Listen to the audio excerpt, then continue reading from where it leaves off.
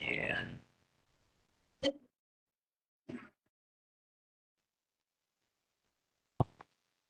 Okay, the time is now 6:03, and the regular meeting for the Moana-Kaka'ako neighborhood Ward 11 is now called to order.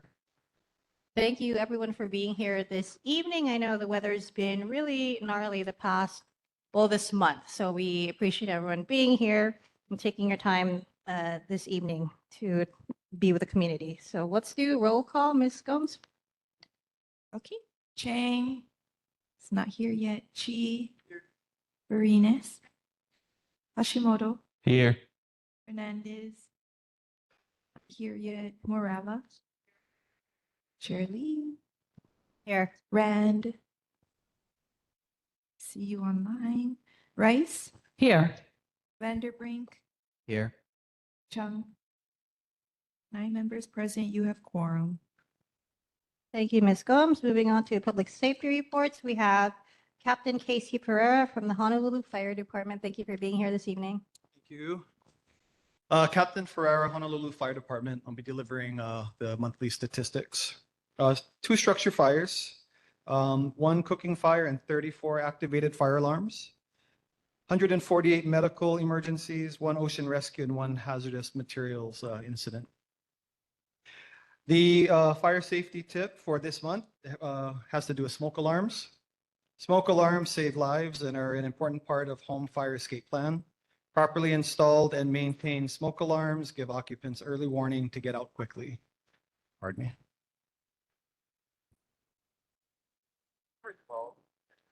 Smoke alarm should be installed in every bedroom, outside each separate sleeping area, like the hallway, and on each level of the home. Test smoke alarms at least once a month by pushing a test button, and replace all smoke alarms when they are 10 years old or stop responding when tested. And those are the statistics and safety tip for the month. Any questions for Honolulu Fire? Thank you, Captain Farah. Questions, Vice Chair Vandenbrink? Thank you, Captain. I was wondering what the hazardous materials incident you mentioned, if you have any details on what that was. I do not. You can go to the fire department website, and there's a super helpful search tool for fire incidents. So if you would like to dig deeper into what the response actually was, I'd recommend going to that site. Okay, thank you. Sure. Thank you. Any other questions from the board? Okay, Captain Farah, thank you to you and the fire department for everything. Thank you. Have a good evening. You too. Moving on to the Honolulu Police Department, we have Sergeant Grant Mochizuki. Thank you for being here in person this evening. Hello, thank you. I'll pass this. A little bit shorter. For February 2026 incidents, motor vehicle theft, 13 this month for February versus 10 the previous month. Burglary is 5 versus 3 the prior month. Theft is 67 versus 83 previous month. UEMBs 5 in February versus 6 in January. Assault is 12 and 15. Sex assault 6 and 3. Graffiti is 0. Drugs 3 and 2. Motor vehicle collisions 107 versus 113. Oh, sorry, safety tip. So recently Honolulu PD on their Instagram released a really great video about robbery prevention. We recently had a fairly high profile robbery in this area that we were working, and the main takeaway is awareness. In this day and age, we're all tied to our phones and we're kind of distracted by life and everything else. So just a base level of situational awareness to allow us to understand that certain people might be out to turn you into a victim, and kind of that like ounce of prevention, adding that in so that we can all be a little bit safer, more aware. Even if you're just a witness, getting descriptive elements of the person, height, weight, clothing, vehicle, license plates are great, things of that nature. So it helps us solve these crimes more quickly. Thank you, Sergeant. Questions from the board? Okay. We have Member Farinas, and then first Vice Chair Rice, and then second Vice Chair Vandenbrink.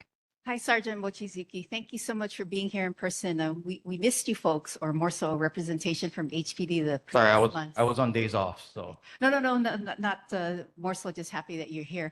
Now I'm going over the offenses, the report incidents. I don't see anything regarding dogs. And what I want to bring up to you, I'm not sure if you're aware of an incident in my sub-district on Hele, the gas station. One of my neighbors, she was walking her dog and then and her dog was leashed, and an unleashed pit bull. I'm going to gather it's from a houseless individual. The dog attacked her and her dog. And needless to say, my neighbor needed medical care and her dog needed veterinary care as well. And there's a clip on social media. So I'm not sure if you're privy to that. I've if you've seen seen it.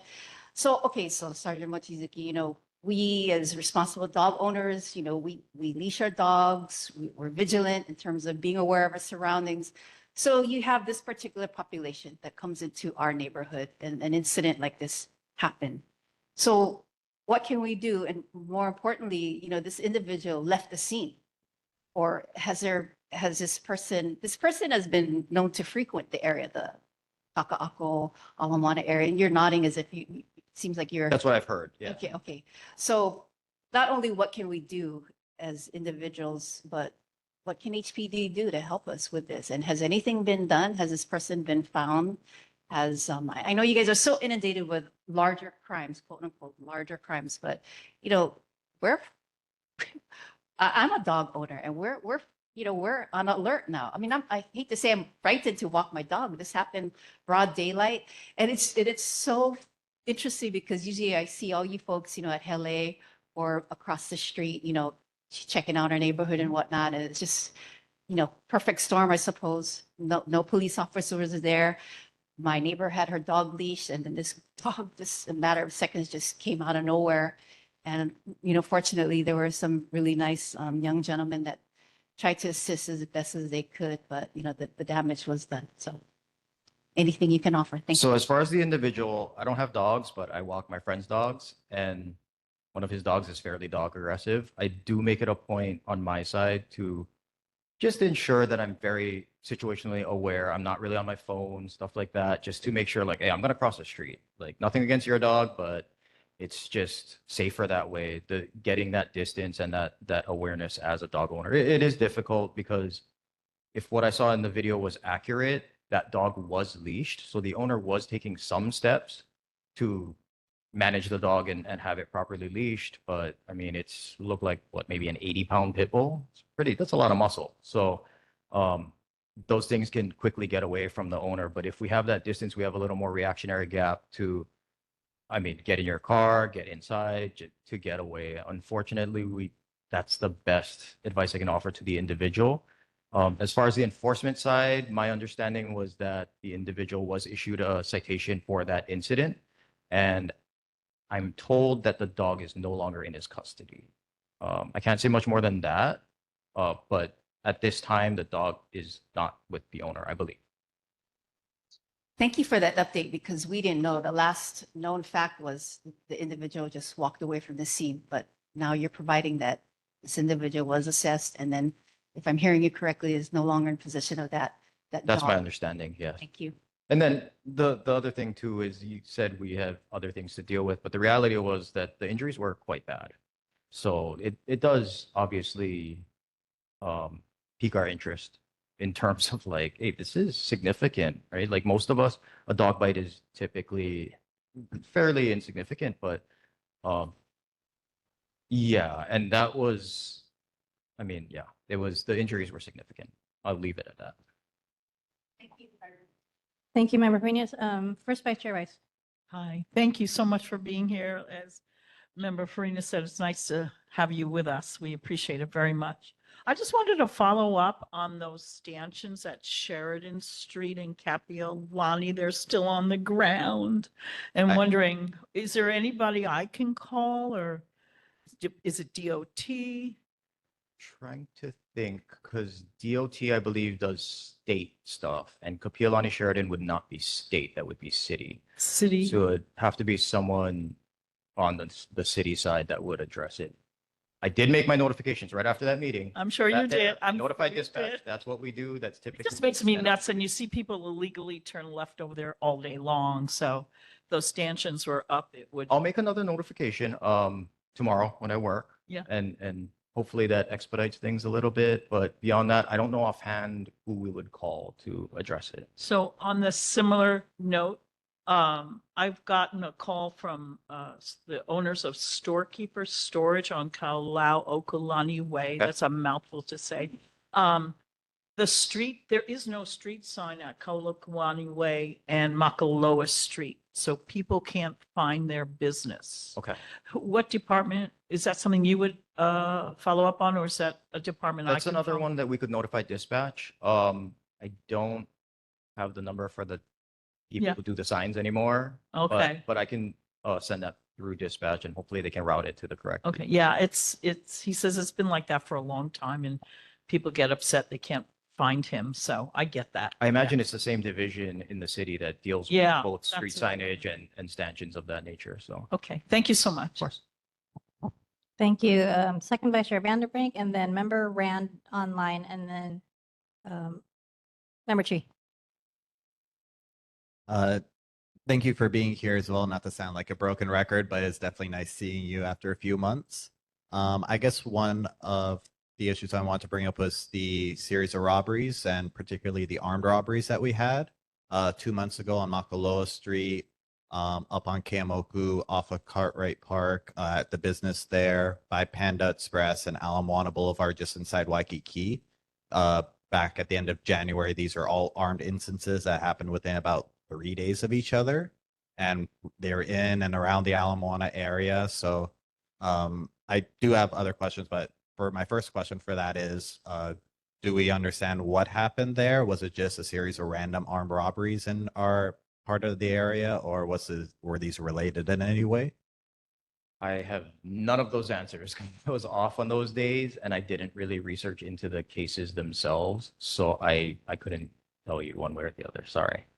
Gotcha. I understand it. If you don't mind, just happen to look into it just to understand if it was like a gang issue or if there is some like connection with them. Because I guess it's just a concern having that many armed robberies within such a short time frame in our area. It's something I feel like we're not used to down here. Yeah, sometimes things do come in waves. Sometimes it's coincidence. Sometimes it's the same person or same people, things of that nature. But for these particular ones, I can't really speak to it.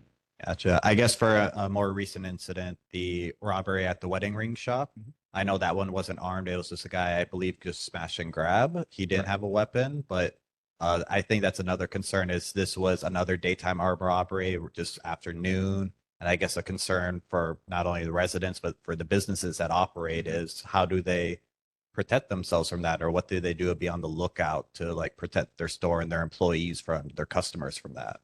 Well, not that we can, well, let's say this.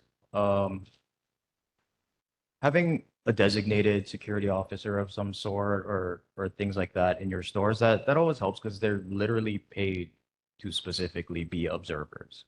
Even if they're not going to necessarily intervene, they're paid to get good descriptions and keep an eye out for people who might be suspicious. So that's always going to help on that level for like the business owner themselves. But the follow-up to that is we all have cell phones with cameras, take pictures of the suspect or suspects, vehicles, get good descriptions of them, paths of flight, which way they went. Because what the first thing we're going to do is go look for them if it just occurred. And the sooner we can find them, the better, essentially. So a lot of it is going to be more on the reactive side. Good surveillance. If for businesses, having really sharp surveillance helps us identify suspects quite frequently. So all those things rolled together, it may not prevent everything. I don't think it will ever prevent everything, but it'll help us at least catch the person, hopefully put them in jail. And I guess my other question with that is, has HPD done any outreach to the businesses in the area, or especially like around where the robberies have occurred, to like offer any advice or guidance, like you're telling me just now, but what they can do to be safe, just to outreach to the businesses, just even if it's just to reassure them about like HPD is in the area and they are willing to help if there's any instances of robbery, or offer any advice to, you know, reassure them, their customers and their employees. To my knowledge, I don't know that anybody is doing that, but I'm also a patrol sergeant, so our job is like the road side of things. I can speak to our community policing sergeant and see if they'll do a little thing where they knock and let people know what the best ways to manage that and or prevent it would be. Yeah, I think like foot patrols would be very helpful in the area. Like I understand we have a large area, so you have to be in the car, but just like walking the block with a whole bunch of restaurants or Yeah. businesses and HPD just greeting the owners or just asking if there are any concerns Yeah, or don't disagree offering with you there. advice. Yeah, that would be helpful. But that's all I have for me. Thank you. Thank you. Thank you, Second Vice Chair Vandenberg. Member Rand online. Can you hear me? Can you Yes. hear me? All right. Thank you for taking my questions. Sorry, I'm not feeling well.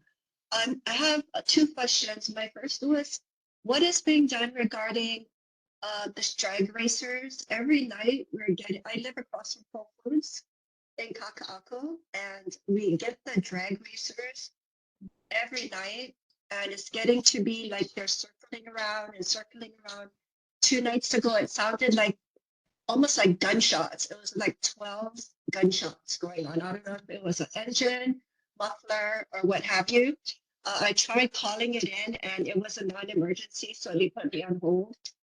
I'm just wondering, are there patrols that come around to kind of just monitor those kinds of things? And my second question is, it seems like there's an uptick of homeless incidences here. Not that they're just homeless, but they're getting very aggressive, screaming at people and wandering into the middle of the road, and being just yelling to no one. I just want to ask, what can be done? I call ward security and they do their best, but they just walk a few blocks over and they just continue to have the same kind of outbursts. Is there any kind of advice or something that you can let me know I should be doing to help resolve or to alleviate what's going on here in our area? Thank you. Sorry, did anybody catch where the drag racing is occurring? Just generally. Member Rand, could you specify? Yeah, right. Could you specify the road or the area so Sergeant Mochizuki has an idea? Sure. It's usually between Moana Boulevard, Queen Street, that area, Kamakee, or Moana Boulevard, that area. They're just kind of circling around, going up and down, playing their music loud and just revving their engines almost nightly. Yeah. So I apologize for you getting put on hold with 911. They are very short-staffed, like the rest of us. So I guess they do prioritize the calls they take in a certain way. But what I can do is I can speak with our night watch lieutenant and let them know that it's being requested that patrols in the area are increased. That's kind of the extent of what we can do right now. And yeah, just continue to call. Unfortunately, it's kind of the name of the game that we prefer for the calls to come in so that we're aware that there's something that requires immediate attention. I know it sometimes feels really fruitless, but that's the best way for officers to know that there's something happening now. As far as the homeless individuals, we are continuing to enforce on certain violations that are often committed by our houseless individuals. But same answer is if you see someone in violation of sit-lie or camping in the park or any number of the violations within the parks or on the streets, or if they're in the roadway, then just call. And I hate to say it, but if you see someone that you might think may act erratically or might be aggressive or dangerous, avoiding them would be the best advice I can give right now. I mean, it's unfortunate. We all don't want to feel like the bad person who's crossing the street to avoid the crazy guy, but the reality is that the priority is to keep everyone safe. Sometimes it's going to prevent an assault or something worse. Thank you so much. I appreciate the answer. Thank you. Thank you, Member Rand. Member Chi.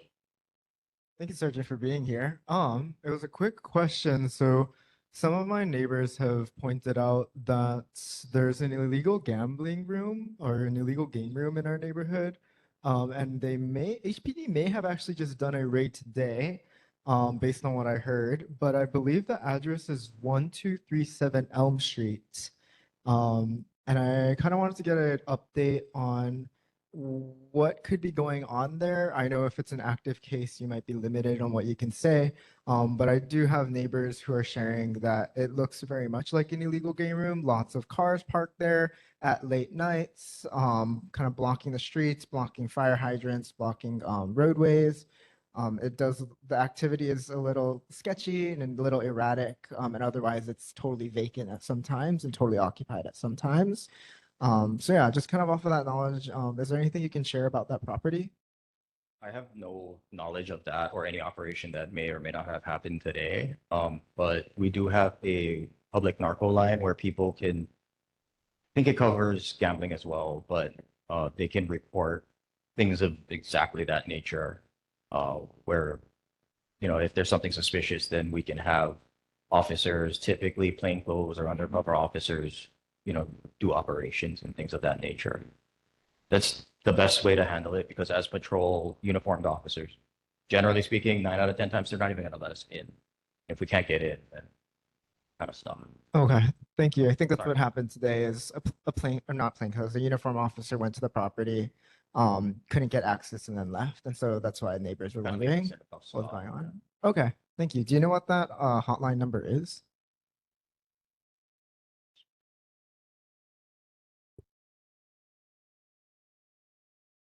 I believe it's 808-723-3933. If that's not the correct division or detail within narco, then they can refer you to the correct one. Okay, thank you, board members.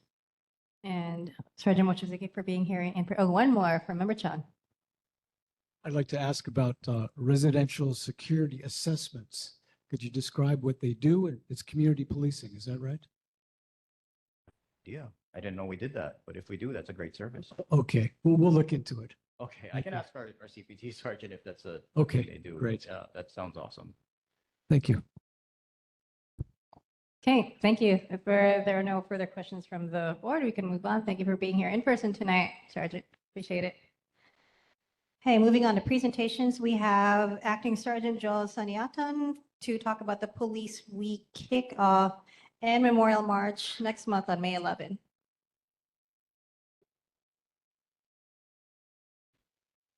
Good evening, board. Thank you for having me. My name is Corporal Joel Sanyatan from the Home Police Department Community Affairs Division. We would like to request permission for the neighborhood board on May 11th to cone off from Ward Avenue to just prior to Punch Bowl. We're gonna have the 200 to 300 marchers march down from the main police station down to Kalani Moku building and turn towards have all the participants turn in towards that driveway into the Fallen Officers Memorial and walk all the way to stop at the Fallen Officers Memorial and do a slight prayer and proceed to the Mission Memorial Auditorium at Honolulu Highway. The coning off will be from 4:30 hours to 7:30. The closures needed to accommodate the memorial march honoring the officers that have fallen in the line of duty. Please note that the marchers will not proceed to the state capitol this year due to the ongoing construction of the state capitol. Thank you for your time and your consideration. Any questions? Thank you. Questions from the board? Okay, thank you for coming here. Thank you so much.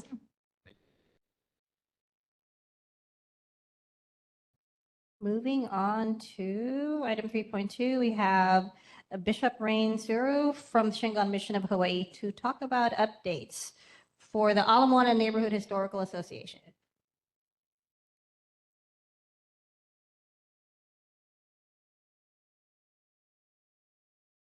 Good evening, members of the board. Small update, actually. Just listening to the police and the fire reports, it brings to mind that a lot of the problems that our neighborhood districts are facing actually can be addressed if our community had a better understanding of the legislative process. And on May 22nd, the Shingon Mission will host the association. We'll have a barbecue to kick off the summer, the beginning of summer, that Memorial Day weekend. We'll also even have some entertainment. There'll be a shamisen performance by one of the local artists. But what I would like to do is I'm going to open it up to, of course, all of our representatives at the Capitol and our city council members, and of course our neighborhood board. And I think what's really happening right now is we're getting pushed in this area, especially because we have business improvement districts in Waikiki, and we have business improvement districts in Chinatown, and we're caught right in the middle. So everybody that they're pushing is coming in from both directions. So like a sandwich, and we're the juicy center of all of this. And these things actually need to be addressed. You know, even questions like having unleashed dogs around. You know, what do we do? The questions that came to us at the temple were, why wasn't animal control called immediately? You know, why weren't things like that done? I mean, quite frankly, someone got seriously hurt. They're going to lose work time. They're going to lose all of those things. And of course, the trauma involved. But how do we get our voices heard? And I think for the people who did attend the last time,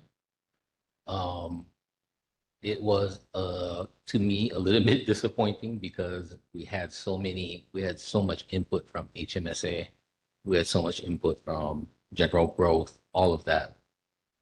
But this time I think we're going to pivot a little bit and ask the community, do a walk around in the community to tell them, you know, come over.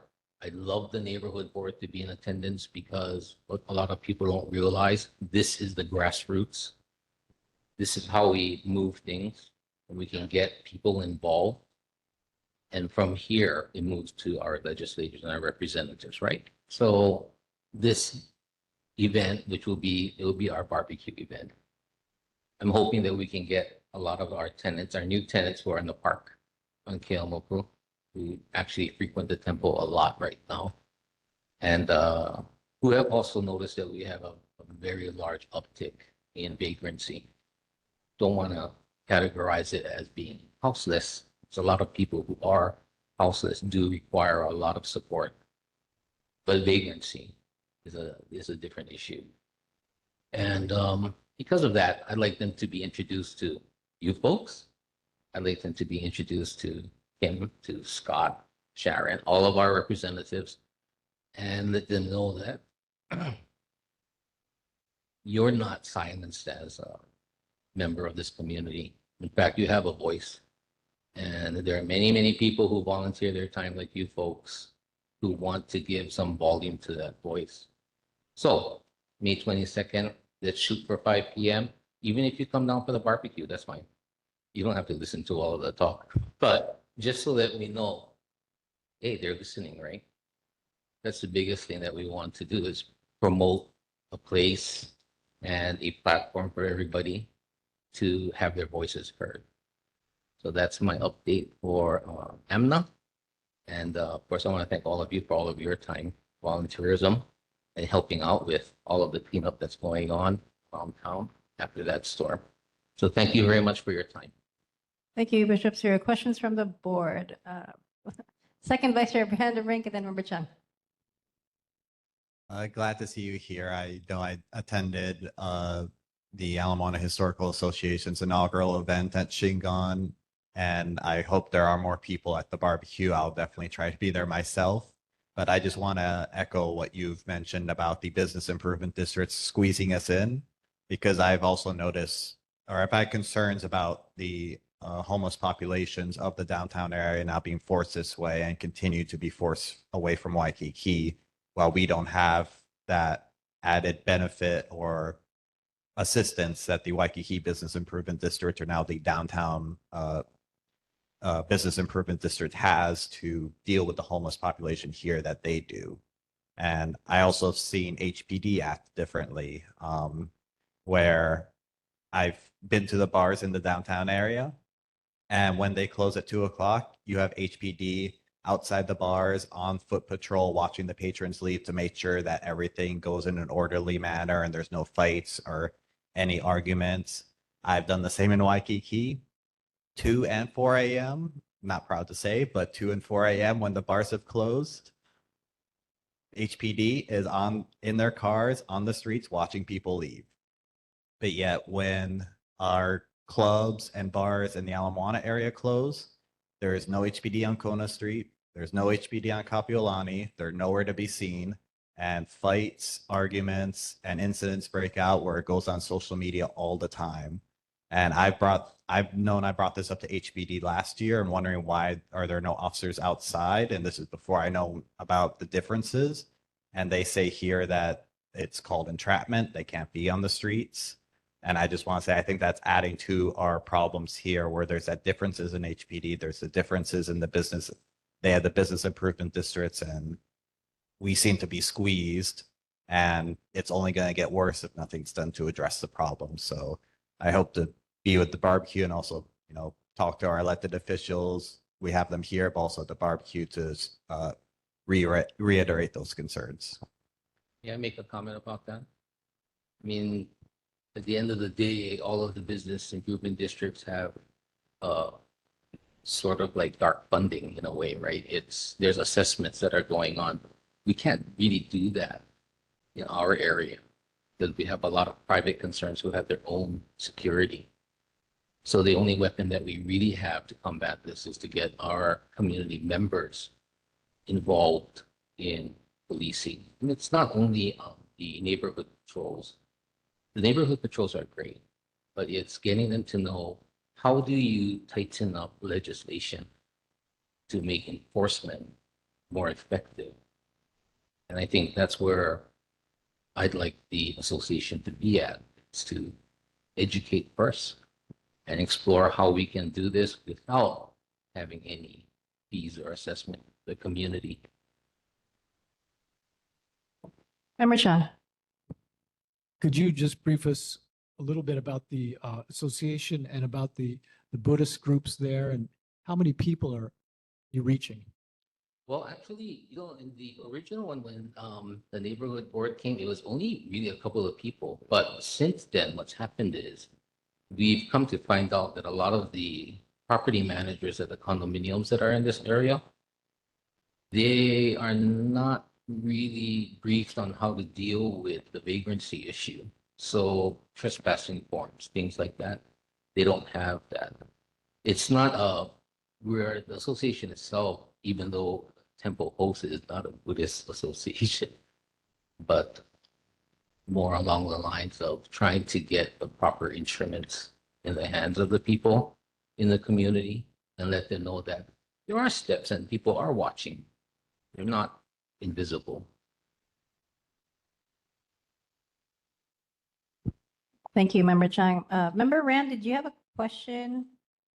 Or was that raised No, hand from before? Sorry, that was from before. Thank you. Okay. Okay, Treasurer Farinas, and then Member Chi, did you have a question after? Okay. Hi, Bishop Cyril. Thank you for being here as well. May we have a table at your upcoming barbecue? Is that permissible, Chair Lee? Are you going to have groups to Oh, yeah, attend of and course. have You can actually have a table near the barbecue pit. How's that? That's where everybody's Thank gonna you so be, much. right? So. Thank you, Treasurer Farinas. We did learn a lot when we went to the inaugural meeting. So thank you for coming back here, giving us the update. If you have any flyers or information that we can share, let us know too. Oh, yes. Thank you very much. Oh, sorry, one more. Sorry, and along those lines, if you want us to walk around in the street, I know me and Dale walk a lot. We can hand out flyers and promote the event. We'll probably have to have you, both you and Dale going at 2 and 4 in the morning, because that's probably the most effective time to hand out the flowers. Thank you. We'll be Bishop hanging Barrett. out at the nightclubs. Yeah. Thank you, Member. Okay, moving on. We have Festa Italiana Hawaii on June 6th with Mr. Zach Diona.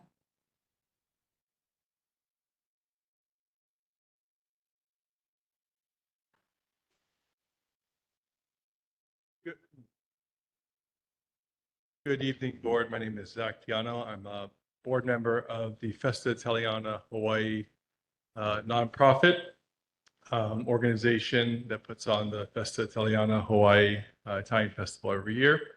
This event's been going on since 2017 in Kaka'ako. The footprint has varied, but we've the last 2 years, in 2023 and 2025, it has been the same, where we have street closures on Pohukaina between Coral and Cook, on Cook Street between Pohukaina and Halekuila, and then on Halekuila between Cook and Coral, as well as a permit for Mother Waldron Park.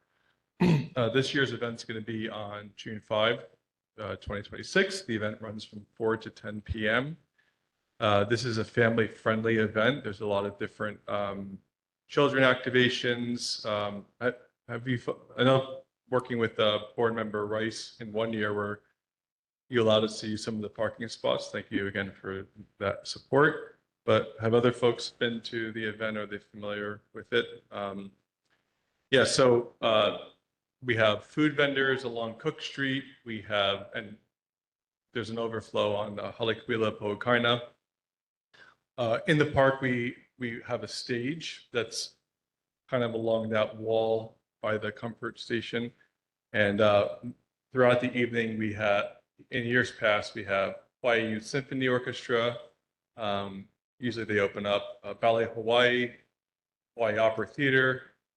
We've had a jazz bossa nova band as like our headliner. But it's a family-friendly event, as I mentioned. So we put big, the 10-foot rounds on the table. We put the red and white checker tablecloth for folks to sit, mostly for kapuna. People will allow that. And then at some point in the evening, just everyone is sitting on the lawn, on their their blankets and stuff, watching the performances. And it's really great to see because it's people hang out, engage, and like I said, the idea is to celebrate the Italian culture as it exists in the host culture of Hawaii, which is why our tagline is "Where Chow meets Aloha" or Chaloha. So there's fun idiosyncratic things that we celebrate, like the Italian zeppole is similar to the malasada, and we do it's all inclusive of not just Italian owned or Italian themed businesses, but even other local businesses that want to do Italian themed things. And so we support a lot of the nonprofits through our entertainers and performers. We also have a tent in the park for Hawaii International Film Festival where we do movie screenings throughout the evening. One is like a classic Italian film. Last year it was Roman Holiday. And then it loops with Luca. Well, last year was Luca, the Disney movie. And that's usually a popular attraction. So I'm happy to answer questions if you folks have any. Thank you. And to confirm, it's on the 5th, not the 6th, or? It's what? Oh, if we said It's 2 days. Yes. It's 2 days. Okay. Friday is a ticketed VIP event at Velocity Honolulu. So that's not it's not the street festival. It's on private property. So that wouldn't affect. I mean, obviously we welcome everybody to, when tickets go on sale, to go online and purchase a ticket, but that's going to be on a private property at the car dealership on the corner of Ward and King Street, or I think that is. Yeah, we call it the luxury hotel, or the hotel for luxury Italian cars. Got the Ferrari and the Maserati and the Lamborghini cars in there. So that's where we do our VIP, and that kind of helps to support what we're doing in the street, because the street event, I should clarify, is free and open to the public. There's no charge. Obviously, if folks want to buy food or whatnot, then pay as you go. But yeah, there's no charge to enter in and leave. Thank you. Board questions? Okay, Member Chung. Grazie tanto.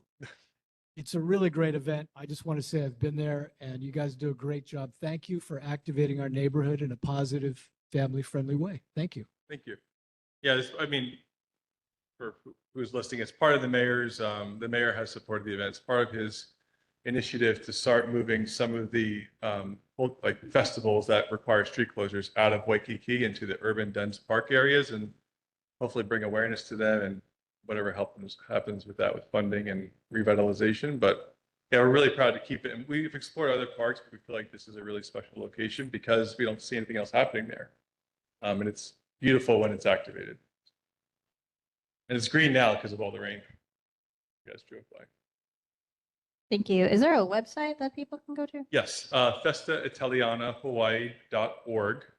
And yeah, our event's in about, well, 2 months and change. So we will be putting up in the upcoming weeks event maps, parking information. If people are tracking this early, we usually offer a validated. We partner with the folks at Waterfront down on, and so it because it is tight and limited parking. So they offer a validated parking, a discounted validated parking there, and so that usually helps folks a lot. So you can park there, and yeah, I mean, as far as the other areas around, it's kind of like get it before it gets filled up. But yeah, we'll be putting maps up, we'll be putting food vendors up, all the participating nonprofits, performers, contact information. We are applying for a liquor license, so those applications are before the Liquor Commission. We have a hearing on April 2nd for that. We do have our parks permit conditional approval. We have our DTS permit in, and we're working collaboratively with these agencies like we have in the years past. So, and it will be well staffed with security as well. Thank you. One more, Treasurer Freitas. And when you're disseminating all this information, could you please include when the road closures start to happen? I know the event is slated for a certain time slot, but For sure. how many hours in advance, for the residents and the businesses in the area? Yeah, great question. The event itself runs from 4 to 10. The road closure, and we're still working out the details of the DTS, but it will start at 10 a.m. at least on Cook Street. The way that we've done it in the past, and every year we're always looking to improve and find what is the balance of keeping all the vendors safe who are doing setup, because you usually have a fire lane that you can operate in, but then have cars passing through up to a certain point. And so to mitigate the impact on the community from traversing in that area, but also to ensure safety so people aren't getting swiped while they're setting up. We've done we're working with DTS to do a limited closure, at least on Cook, where we have 25 food vendors that are setting up, and that'll allow people to route when they're coming from Oahe, Mauka up Cook. They can, and even when the street closes, they can go Diamond Head on Pohukaina, or even going Eva on Pohukaina. And at some point, the street closure, when those streets are closed, people can still make that Diamond Head turn on Pohukaina from Cook, as well as if they're coming down Cook, coming from Mauka on Cook towards the ocean, they could still go Diamond Head on Halikuila. So it prevents people from doing this Tetrisy kind of roundabout, just to make it easier. We've worked with the police department and the fire department and DTS to see so in years past, the whole intersection was closed. So we're not closing it. It's kind of like a diagonal of closing, you know what I mean? Yeah, and we will post that information. There'll be radio advertisements and social media and on the morning news and stuff. So. Thank you. Member Rand online, do you have a question, or is that still from the same? Oh, I think, sorry, Sorry. that is, let me try and remove that. Okay, thank you Not so sure much. why Any it's- other questions from the board? Okay, thank you for being here this Thank you. evening. Appreciate it. Okay, the time is now 6:47 p.m. We are moving to board business. Approval of the February 24th, 2026 regular meeting minutes. Do you have any discussion on it? Comments, concerns, corrections? Okay, may I get a motion to approve the minutes, please? I second. Okay, moved by Treasurer Farinas, seconded by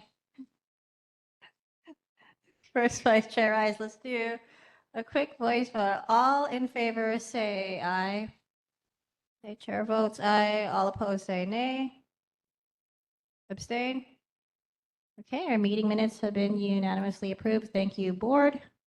Moving on to the 3 absence notice for member Sherry Rand. So, as you folks may know, once you hit the 3 absences mark, your membership on the board will be called into question. So, so this is how it's going to go. We'll discuss this. We'll have member Rand talk about it or give us her perspective. And if there is a motion to remove her from the board, The motion would be to vacate the seat, not to remove her. thank you. Sorry. Thank you for the wording. The motion would be to vacate the seat. If there is no motion, then we move on. So let's turn this over to member Rand. Hello, fellow members. I wanted to first say that it's an honor to serve on this board. And I apologize for not appearing. I had an unexpected flight delay. We did not get to land in time for me to even connect online. So my deepest apologies for that. I'm sorry, I am recovering from pneumonia right now, so I might not sound that great. I also wanted to say that I truly respect this board, and I want to say to the board members, if it is in your opinion that it's better for me to vacate, I'm open to vacating, but I would prefer to stay on the board and do my best. I've already taken days off for upcoming months, so I plan to be present in person for the upcoming meetings. So thank you for considering my statement. Thank you, member Rand. Board members, any questions, comments, concerns? Treasurer Farinas. Thank you, Member Rand, for being here this evening. My heart goes out to you as I hear that so can hear how you're not feeling well. With that said, I just want to express to my board members that this position is a volunteer position, and it's difficult for me to make some kind of vote to have a member vacate. And, I understand things happens, and I believe that we all have something here to offer, and that is why we all, ran for the position and we're here. So again, just to reiterate that it's a volunteer position, so I'm hard pressed to, let someone go. Thank you. Thank you, Treasurer Farinas. Any other board members? First, Vice Chair Rice. Thank you. I echo Member Farinas' comments. You have to want to be a part of a neighborhood board. God knows why. But we are here and we all do our very best to help our community. And I know Sherry from the neighborhood, and we talked about it before she opted to not be nominated to be a part of our board. And we all do the best we can. And the other thing is that we're missing one person, if I'm not mistaken, Camilla, that District 3, we're missing a member? Or are we full? We are full. Who's the third? Me, Rand, and Rodney? Oh, Rodney's part of District. Oh, I didn't realize that. Okay. Sherry, stick around. Thank you. Thank you, First Vice Chair Rice. I also echo what has been said by my fellow board members. Member Rand has been very diligent in making it out to events outside of the board. And, she has also mentioned that with her schedule and her current occupation, it's almost unpredictable. And so I commend her. I remember when we were doing the sign waving for Sarah Yaris, she had a flight that evening and she made sure to be out there, and she made her own sign. She's also been one of the people that come out to the farmers markets. Typically, it's just been and Second Vice Chair Vanderbrink and Secretary Marala, and Member Rand has come up for that as well. So I would also prefer for her to stay on the board. So thank you, folks, for your feedback. With that being said, is there a motion to have her vacate? Okay, it looks like we're moving on. Member Rand, thank you for your service. It looks like you are staying on the board. Thank you. Thank you, everyone. Thank you so much. Thank you. Okay, moving on, neighborhood board participation in the 2026 legislative process. And before I turn this over to Second Vice Chair Dale Vanderbeek, I do want to commend him for keeping up with the bills and going to the Capitol as well. It takes a lot. I know his schedule is flexible, but it also takes a lot from his day. So not only does he do that in the legislature, he also testifies in city council. So I just wanted to commend him on that. I'll turn this over to him for updates on the bills that our board is supporting that were introduced by our area legislators. Thank you, Chair Lee. I think you know as a lot of the bills that or a lot of the testimony I do for the board, I do pass to you so that way you can review and put your stamp on it and I submit it. I will say for the details on it, it will be very light because I don't have that many details on me now, but I will just kind of emphasize what I will do for the next meeting, which is I will review the bills that we have endorsed and see where they are in the legislative process to see how many have died, how many are still going, how many I've got testimony for as well, just to kind of give the board an overview of where we are. Because one thing I want to avoid is just endorsing a whole bunch of bills and then never hearing from them again. Because I think it's important to see where we are now. Because I know a lot of us have expressed really said how much we like certain bills and want to see them moving. So if the bill never even got a hearing, I think it's good just to bring that up to show that people know the legislature just didn't give it a hearing. So I didn't even have a chance to submit testimony on that at all. But yeah, that's what I'll make sure to have by our next meeting as well. Chair, did you want me just to move on to the other items here or? Okay, so the first item here, HB 1588 HTD relating to the Department of Transportation. This is a bill that Rep. Tam actually introduced, and it's something I missed when I went through the bills that he introduced for us to endorse and support. This has to do with establishing a noise detection camera program in the Department of Transportation and install these cameras for enforcement of noise control laws. So I think what was brought up before about the street racing at Kaka'ako, but we've also heard it on King Street, on Kalakaua. These are really loud mufflers, loud engines, and these are something that this bill can seek to address. And it's something that Rep. Tam actually emailed out to the board chair and vice chairs of his district. And I made sure to go and testify on my personal capacity at his last hearing. So I would like to make a motion that our neighborhood board would support it, and I would be able to then provide testimony on behalf of the board for it. Thank you, Second Vice Chair Vanderbrink. This was a bill that was also brought up by Rep. Tam in our last meeting. And as Second Vice Chair Vanderbrink mentioned, we didn't have that on the list. So it's still alive. So we're still able to discuss it. That being said, could you give us a brief description of what the bill is?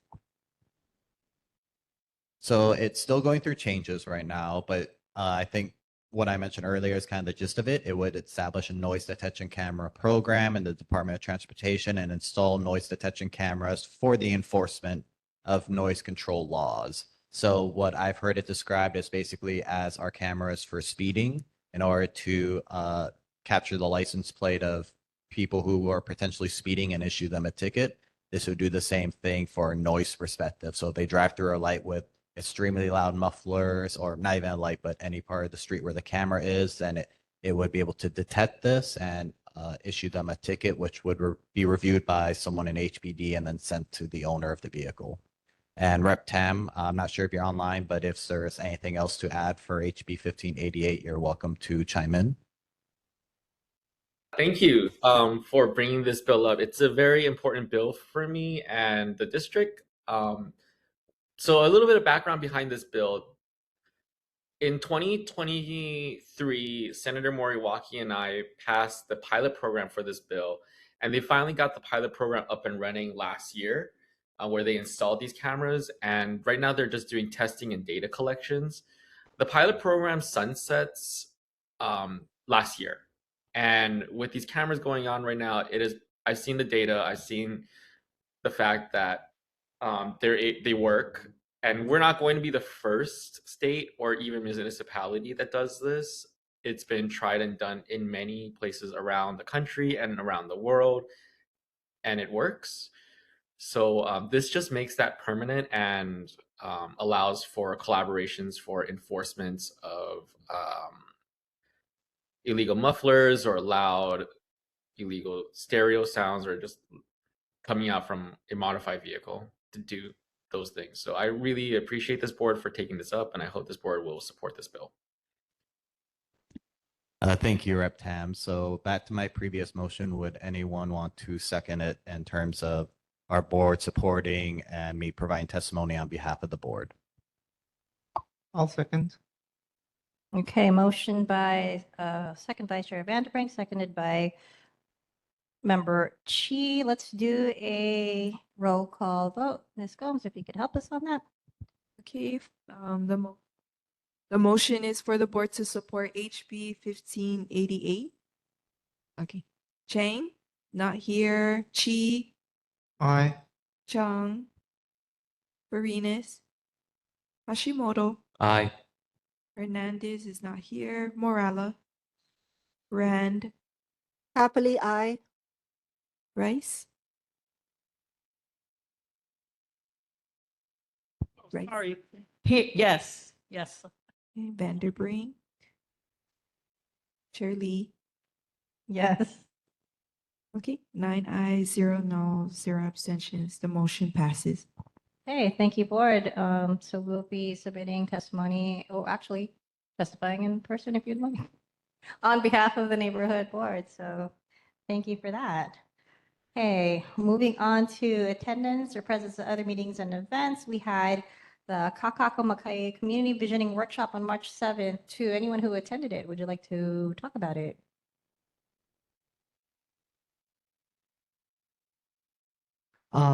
So I believe it was about 2 weeks ago on a Saturday, there was a meeting by the HCDA and the partners that are working to develop the Kaka'ako area.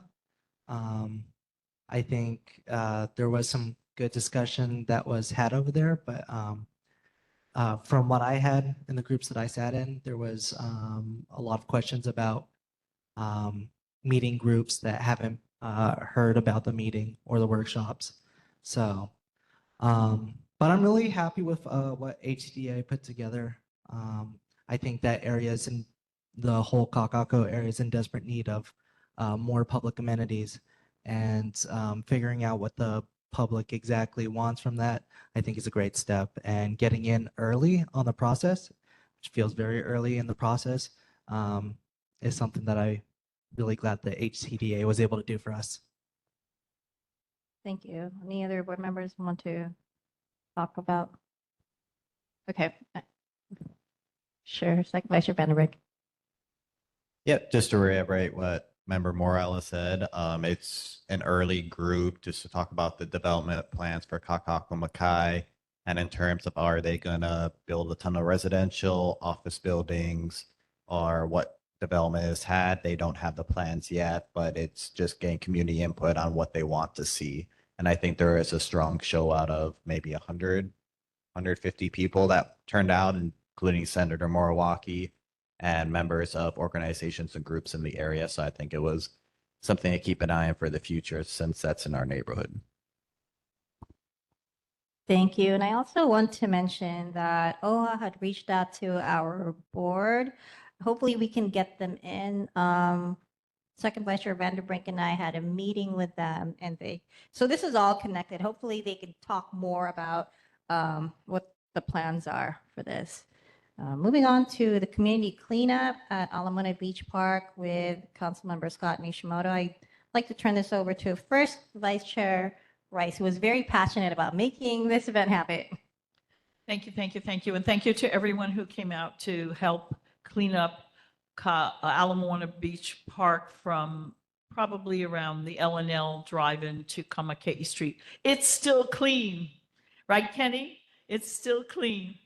And I go there every morning, and it's nice to see it nice and clean. And I still walk around my plastic gloves and pick up if I need to. But thank you so much to Councilmember Scott Nishimoto's office and Sophia Anderson.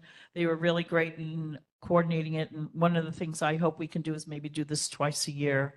The park looks really good on that section, so we just got to keep going. And if anybody sees anything, the one thing I really appreciate about Councilmember Nishimoto was that he is so approachable, and to, shoot him an email, shoot Sophia an email, and they will respond, or they'll send out a request to the appropriate department, who will then come out and take care of what needs to be taken care of. So thank you again, and thanks to everybody who did come out and help. Thank you. Thank you. Member Hashimoto, did you want to say a few words? Sure. Thank you,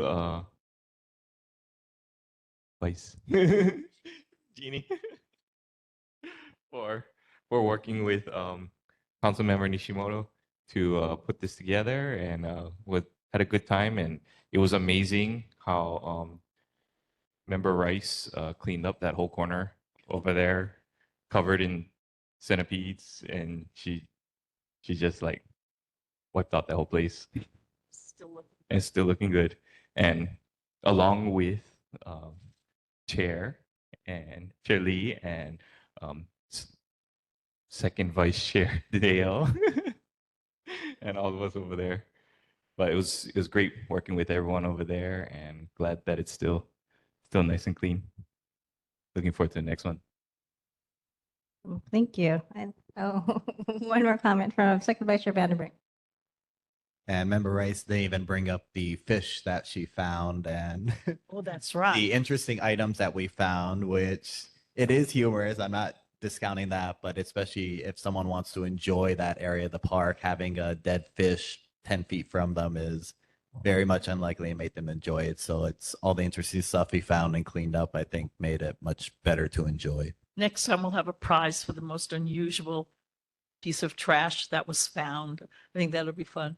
But if I may, in addition to this, I'd like to just go back to the HCDA community meeting on March 7th. If anyone wants the link to look at the presentation, you would go to https://dbed.hawaii.gov/HCDA, and you can find the whole presentation there. If you'd like me to say it again, I will. And they're still welcoming comments. So Craig Nakamoto from HCDA sent that to me, and I thought I'd share that with everybody. Thank you. Thank you, Second Vice Chair Rice, for sharing. Any other events that weren't on here that we can talk about? Second Vice Chair Vandenbrink. Thank you, Chair. The first one was, you mentioned earlier, the Sarah Yarrow Remembrance, which I can't remember the exact date it was on because it had to be rescheduled, but we did have a good turnout there, including several members of this board, in order to not only remember Sarah, but advocate for driving slower, safe driving, and advocacy for even some bills to make sure that there are stiffer penalties for incidents like what happened to her. Another thing I just want to mention that happened was I did a ride along with HPD and District 6, I believe, which is the Waikiki one. So I rode along with an officer for about 4 hours in the area just to kind of get a perspective on HPD and how they do things. And just some takeaways, I think. This might be something that maybe one of our council members can address, but I did get to go to the Waikiki substation, and they showed me the camera systems that they used that are at many intersections in Waikiki. And one thing I noticed that was really stark was when you zoomed in, you could not see the license plates on the cars. So if they were investigating a hit and run or other crime involving a vehicle, when they zoom in on that car, they can't see the license plate. So it's kind of makes it pointless trying to identify the car if they can't see the license plate. I know it's not in our area, but that can still affect cars that travel out of Waikiki into the Moana-Kaka'ako area.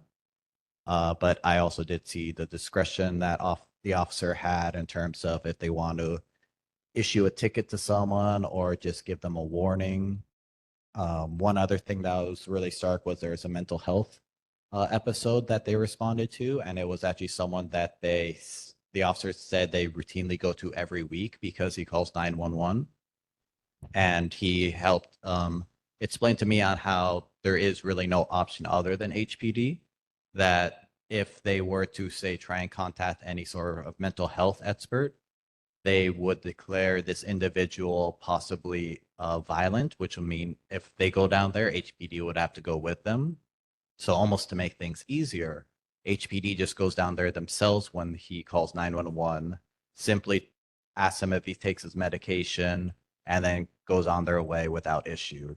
But I think this is definitely a major loophole in our mental health system where there is no other option other than HPD. And if there was another medical service that could respond to them, HPD would still have to go out with them because of the possible risk of violence.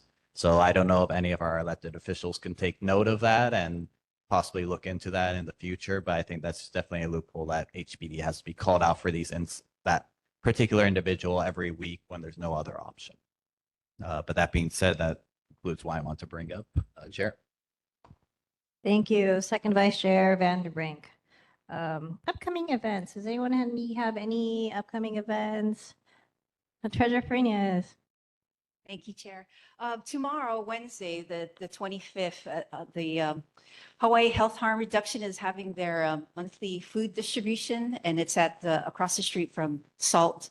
And thank you to H3RC for putting this on. So if you know of anyone in need, please pass the word. They have, fresh produce, fresh foods, and thank you to the Hawaii Food Bank, as well as to HCDA for sponsoring this. So again, tomorrow at 1 p.m. across a Salt Barn at the Gold Bond Building. I know they renamed it, but I'm dating myself here. But yeah, in that area, there's a food distribution. And then also on Friday in the Salt area, the barn, there's an organization called Creative Mornings, and it's a gathering of like-minded people. Creativity, culture intersects, and this month's guest speaker is Chef Paleo Domingo. He's been featured on the PBS Hawaii, the Smithsonian Native American National Museum of American Indians, and more so, he's a Kanaka Mo'ole. He's a practitioner, and he's cultivating food and preparing food with traditional methods. And this is a free event. It happens every month, and the doors open at 8 a.m. There's light breakfast, and it's a place to just connect with others and to hear of people that are really active in the community. And what's really special about him is he's also right now helping feed those who've been affected by the recent, storms that we've been having. So yeah, if you get a chance to, they do ask that you register and just go to their website, which is creativemornings.com. And then lastly, on this Saturday at the Blaisdell Center, the Saturday, the 28th, from 1 to 2:30 p.m., Department of Transportation is sponsoring a public workshop, meaning they want the community's input. And what this is how they're going to integrate the bus services with the Skyline. And specifically for our neighborhood, our district, Skyline Segment 3, which comes from the Kalihi Middle Street station, which is going to end at Segment 2, which is here at the Civic Center in Kaka'ako. So if you're available this Saturday, 1 to 2:30 p.m. at the Blaisdell, the Pikake room. And yes, they really would like to have our community's input. Thank you. Thank you, Treasurer Farinas. Any other board members? Second Vice Chair Vanderbrink. Thank you, Chair. As Member Farinas stated, about the storms and the impact, especially to North Shore, Wailua, Haleiwa, and most recently in Manoa and Palolo Valley. There are going to be two community events to drop off donations. The first one is at the Waikiki Community Center. That is March 26, 8:30 a.m. to 12 p.m. I know Representative Tam, when he speaks, he might want to bring that up as well because it is being organized by his office as well. The second one is occurring over a 3-day period. It is at the Capitol Modern. First is Wednesday, so that's tomorrow, 10 a.m. to 3 p.m. Friday, 10 a.m. to 3 p.m. and Saturday, 10 a.m. to 3 p.m. So if you do have any donations, you can check their social media. There's a long list of items that they are looking to drop off or looking for in need. If you do happen to have a surplus and you do want to drop it off and donate, I know that they would be much appreciated, as well as our neighbors in Manoa and Palolo Valley. Chair. Thank you. And I do want to read online. We also have announcements at the end, but it looks like someone had left an announcement for an event for Earth Day Expo at Blaisdell on April 25th and 26th. We also have had Mr. Alex Beatty reach out to us. He's the individual who founded the Adopt Sheridan Park. This is actually on our social media accounts. It's on Instagram. It's the park pickup and plant party at Sheridan Park on Saturday, April 18th from 10 to 11 a.m. I understand there's also a No Kings March this Saturday. Okay, farmers markets. We didn't have any this month just because the weather was just really gnarly. So hopefully we can come up with a date for April. And I encourage our board members to come out and, hang out with us and table.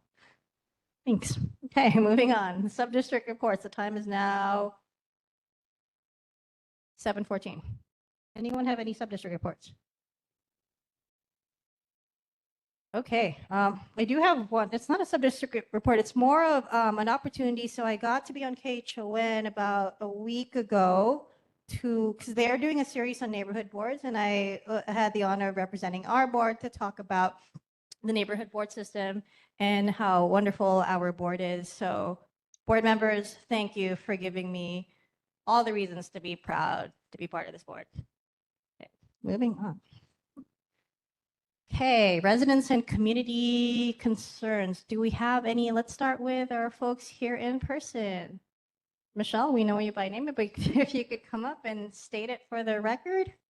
And you have a 3-minute time limit.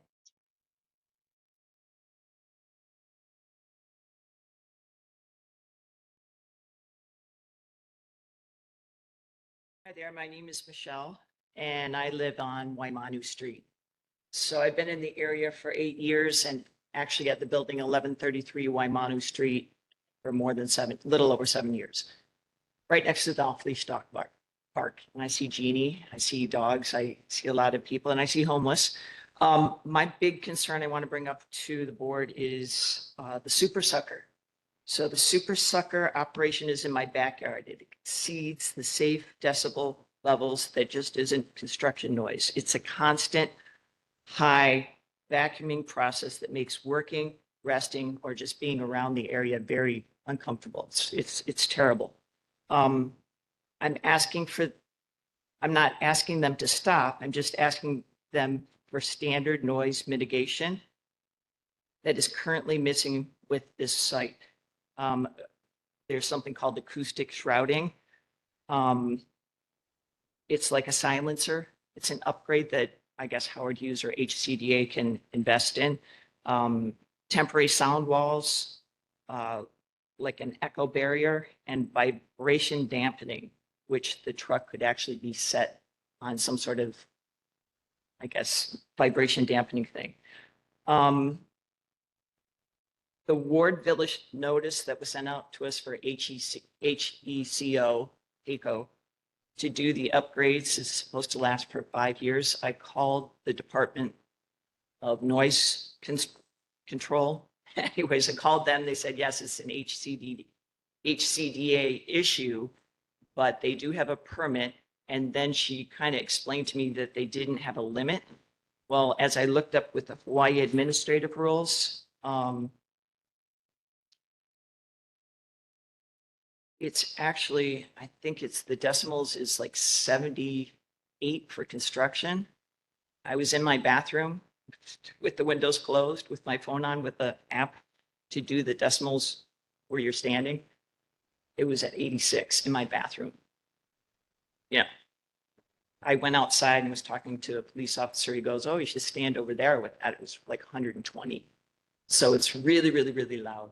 And I would appreciate it if we could actually get to see their noise permit and to see what it actually entitles, because I don't, yeah, I kind of was at a standstill when I was talking to someone on the phone. It was right at 4:30, but she said she would look into it. She asked me if I knew who the contractor was. I said, well, it says Super Sucker on the. You have 20 seconds.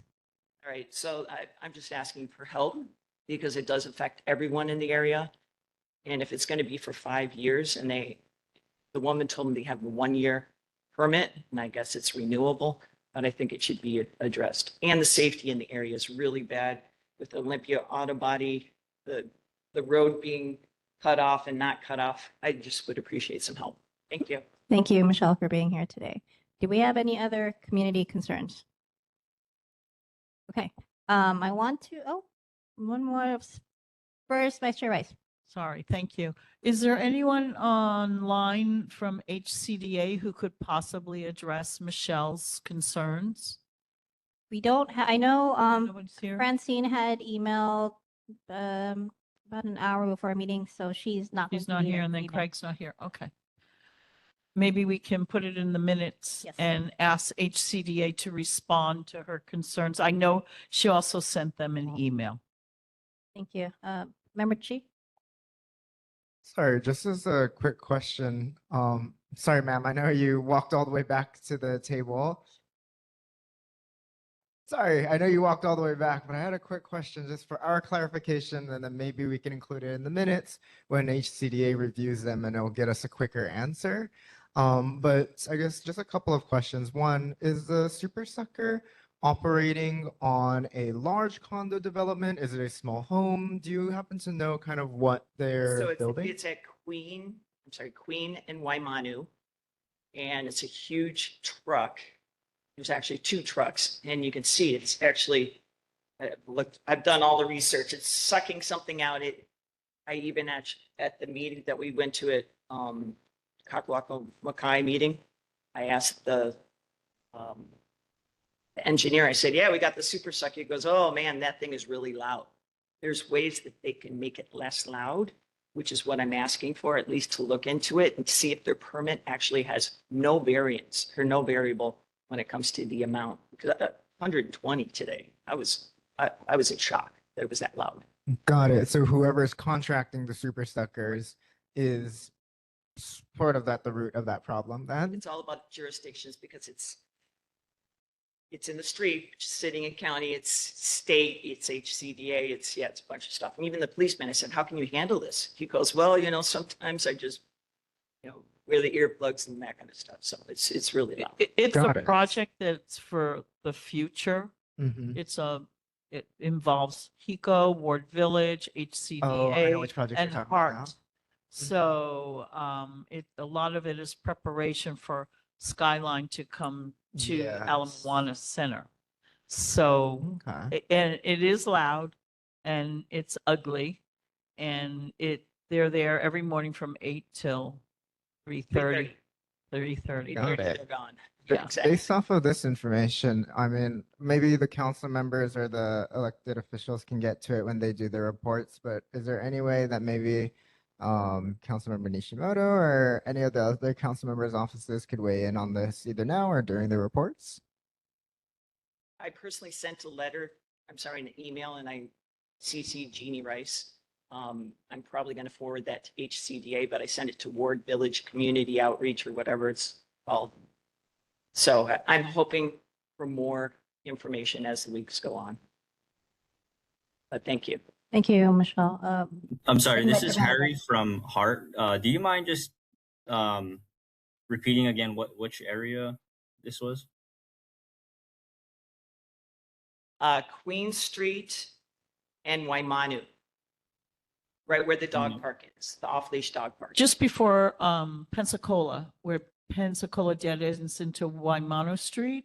And then if you were coming down Pensacola and you turned right on Waimanu Street, and then Waimanu Street, it goes straight, but going straight, it turns into Queen Street, and you have to veer to the right for it to be Waimanu Street. So Yeah. I've been told it has to do with Hart, Hiko, Ward Village, and I'm not sure what else. It's a multi-needed project moving forward to the future, from what my understanding is. This is Jeannie Rice. So Hart has we definitely have activity inside of the construction yard, that big fenced off property. We definitely have activity in there, but if you're referring to the work that's being done on the street, on Queen Street itself, where it connects or where it kind of transitions to Waimanu, as far as I know, that's related to Hiko. That's what I've last heard about that work that's being done outside of that dog park area. It's not related to our project for sure if it's in the street. Thank you. Second Vice Chair Van der Brink. Thank you, Chair. I just to reiterate what Member Dyson mentioned, if Janelle from Representative Iwamoto's office might want to ask the representative to take a look into it since it is in her district, if that might be helpful to try and find out more about it and see if there is noise mitigation ways to help affect the surrounding community. Okay, thank you. Member Chan. I'd like to say that there is a legal concept called duty to mitigate. You can't just let it rip and go crazy, okay? If there's a path forward to mitigate the harm, it is the responsibility of relevant parties. And I'd also like to say that having done some research on noise, this is not just a nuisance. The level of decibels that you're quoting, that can cause serious health effects. And not limited to, but including cardiovascular disease and stroke. It's very serious. So the question, of course, is how to put pressure on the folks that need to spend the money to do the mitigation that you found exists. So I would defer to our elected officials. You know, we're just an advisory body. We would like to help you. Maybe if we reach out to the elected officials who are responsible with a resolution, that might be a step forward. So I would suggest that we consider that. But of course, direct contact with the representatives who make laws would be a more powerful route. All we can do is make suggestions. We don't pass bills. We don't make legislation. We're just an advisory body. But any way we can help, we'd like to help. Thank you, Member Chung, for that comment. I also wanted to bring up an email that was sent to myself, Councilmember Dos Santos Tam, Rep. Kimkoko Iwamoto, and Captain Lin regarding a noise complaint, fighting, and vehicles parked at the Gatsby. So the individual's name was Mary Ellen Williams. I did invite her to come into our board to speak with us, and she had mentioned that she was going to reach out to the Gatsby first. HPD also responded to her in the email. So if there are any updates from that situation, I will let you folks know. Okay, the time is now 7:27. Let's move on to the elected official reports. I see Deputy Director Mark Yonamina from the Department of Design and Construction on behalf of Mayor Blangiardi. Good evening, Chair Lee and board members. Mark Yonamine, representing Mayor Blangiardi. The first item I have is the upcoming town hall meetings that the mayor will have. For the full schedule, you can go to the city's website, honolulu.gov/mayor/newsletter. And there you'll have all the dates and locations of the upcoming town hall meetings. Okay, going back to some follow-up issues from last month. The first one I have is the crosswalk on King Street in front of Straub Center. Response from DTS. So DTS and the consultants are finalizing their schedule as well as getting their contract amendment approved. DTS estimates a year from the execution of the contract amendment to bidding out the project. So I'd say probably this time next year. Next item is regarding Auto Source at the corner of Keamoku and Piolani. So DPP went out to investigate the issue regarding the lack of maintenance of that landscaping strip. So they're saying that they went out on March 6th, and their investigation, although the landscaping isn't nothing's grown in, there's no violation, nothing's overgrown or anything, and they couldn't cite them for anything. And regarding the parking on the sidewalk, if you see them parking on the sidewalk, call HPD. They could cite them if they are.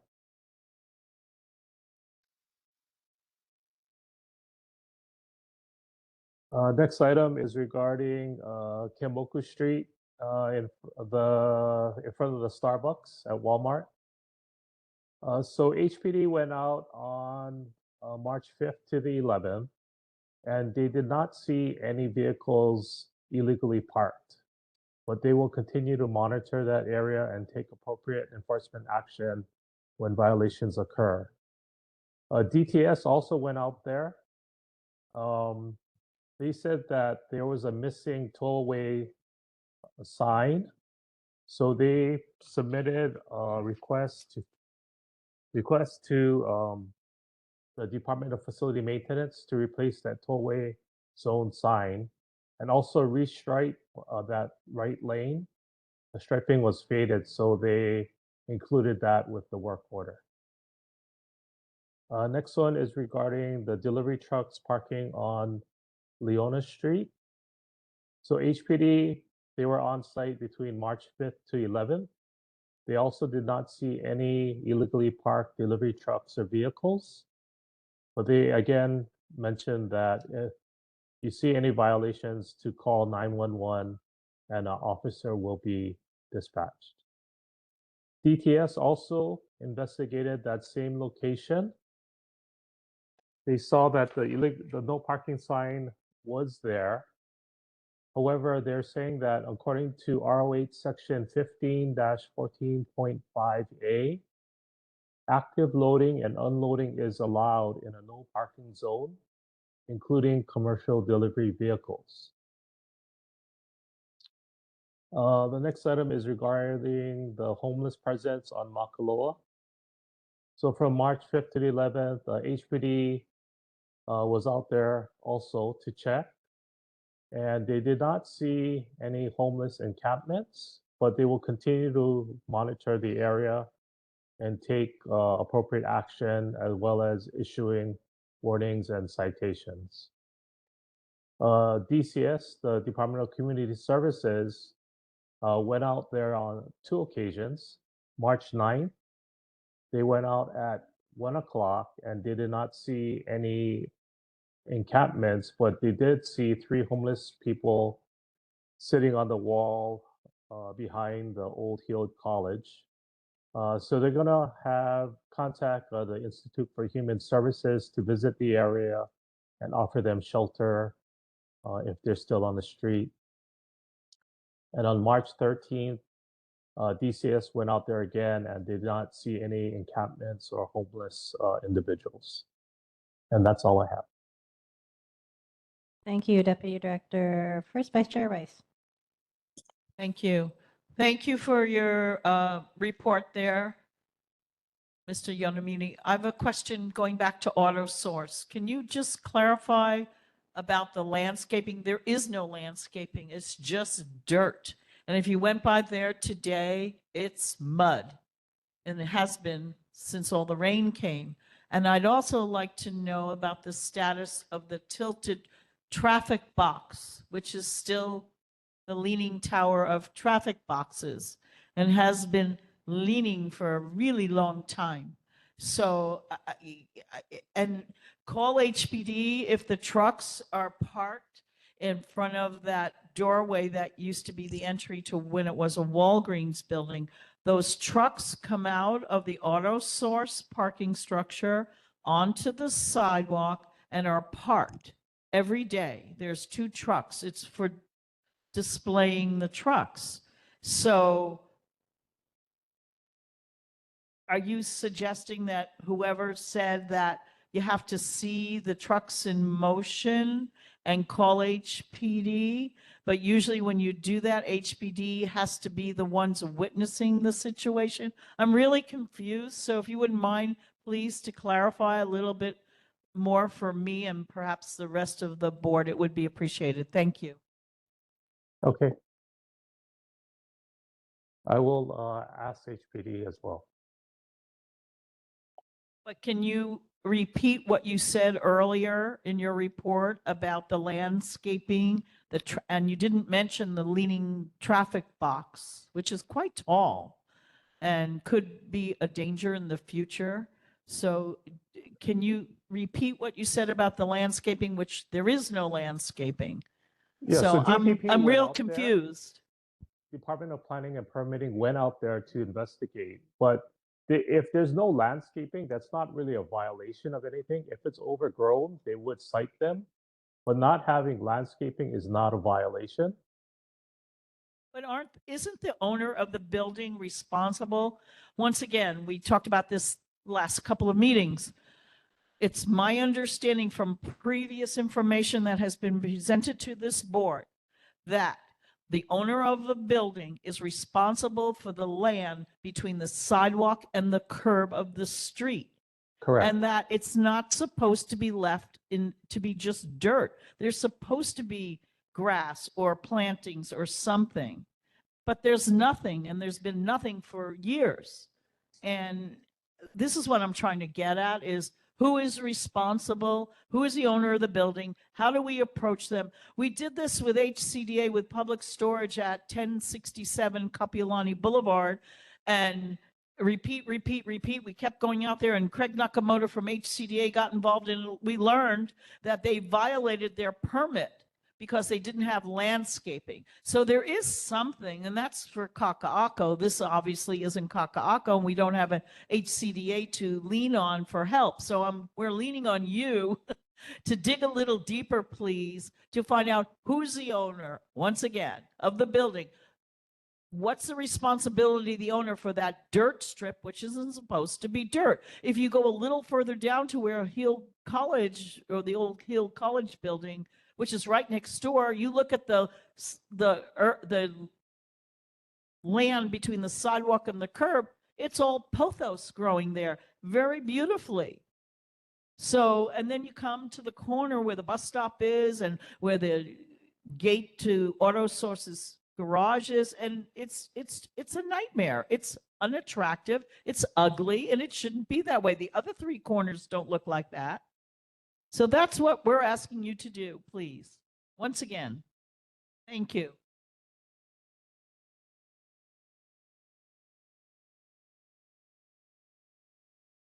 Okay, Member Chi. Hi, Mr. Yonamine. Thank you for being here tonight. I do want to be cognizant of time, so I'll keep this very short. But I did want to follow up with some questions about the Leona Street issue. Okay. And part of it is that I do understand that they are commercial vehicles, and it's necessary for commercial vehicles, like those shipping crates, to unload and load up items if need be. But I did kind of want to ask how long they have to load and unload those items. And part of the reason why I asked that question is because we have observed those, for example, like those Matson or those one shipping containers sitting on that very narrow street for 2 to 3 days. And they don't look like they've been moved. It is possible, I only go through that street every like 7:30 and maybe like 6:30. each day. So it is possible that they're being moved during those times, but generally speaking, they're in the same place. And I would hazard a guess that they aren't moved. Are they allowed to stay there for that long as part of the exemption in the, it sounds like the Hawaii Revised Statutes as allows them to be there for that long? And then after that, I had a couple other follow-up questions that I'll keep brief. Yeah, so according to what I received from DTS, right, it says active loading and unloading is allowed in a no parking zone. So I mean, I'm not an attorney, so I don't know what the definition of active is. But again, right, if you see that container parked there, like you're mentioning, you should call HPD. Got it. Okay, thank you.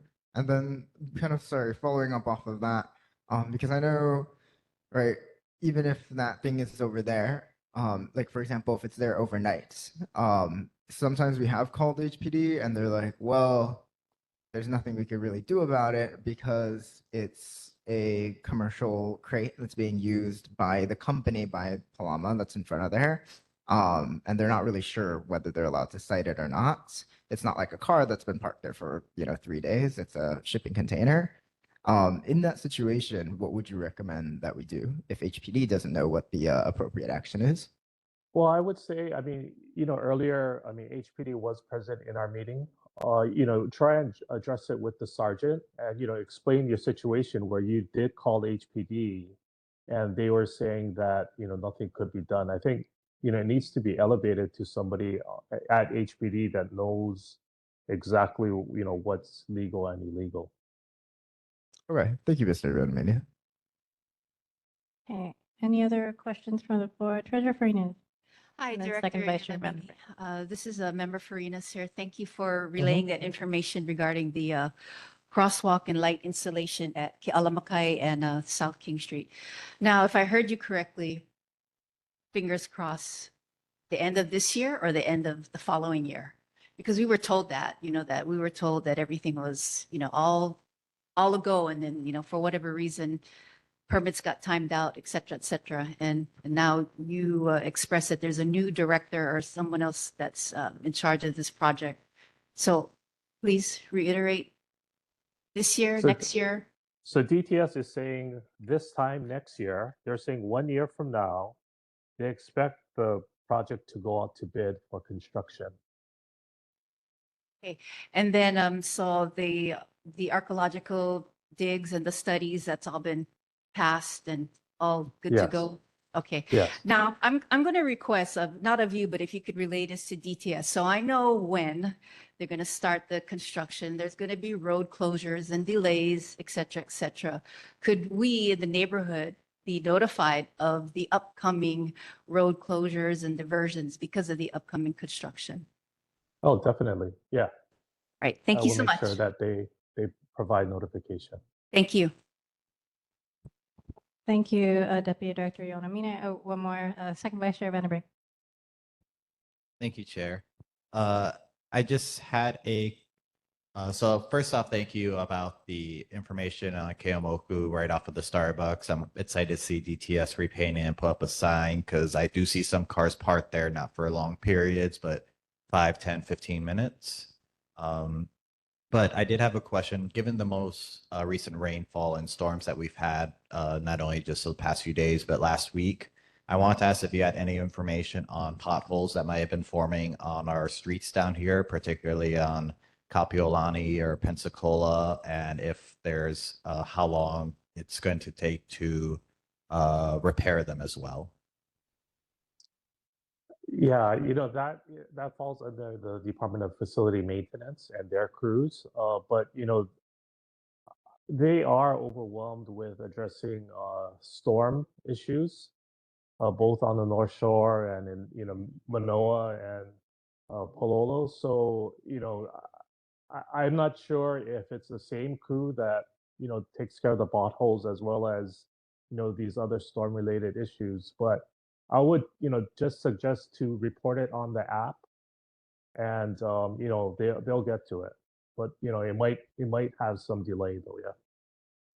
Understood. Thank you.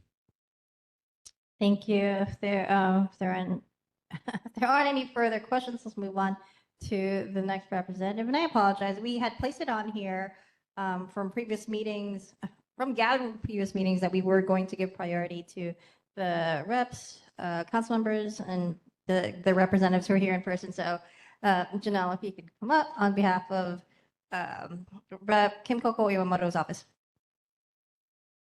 Thank you, board. Thank you, everybody, for being here.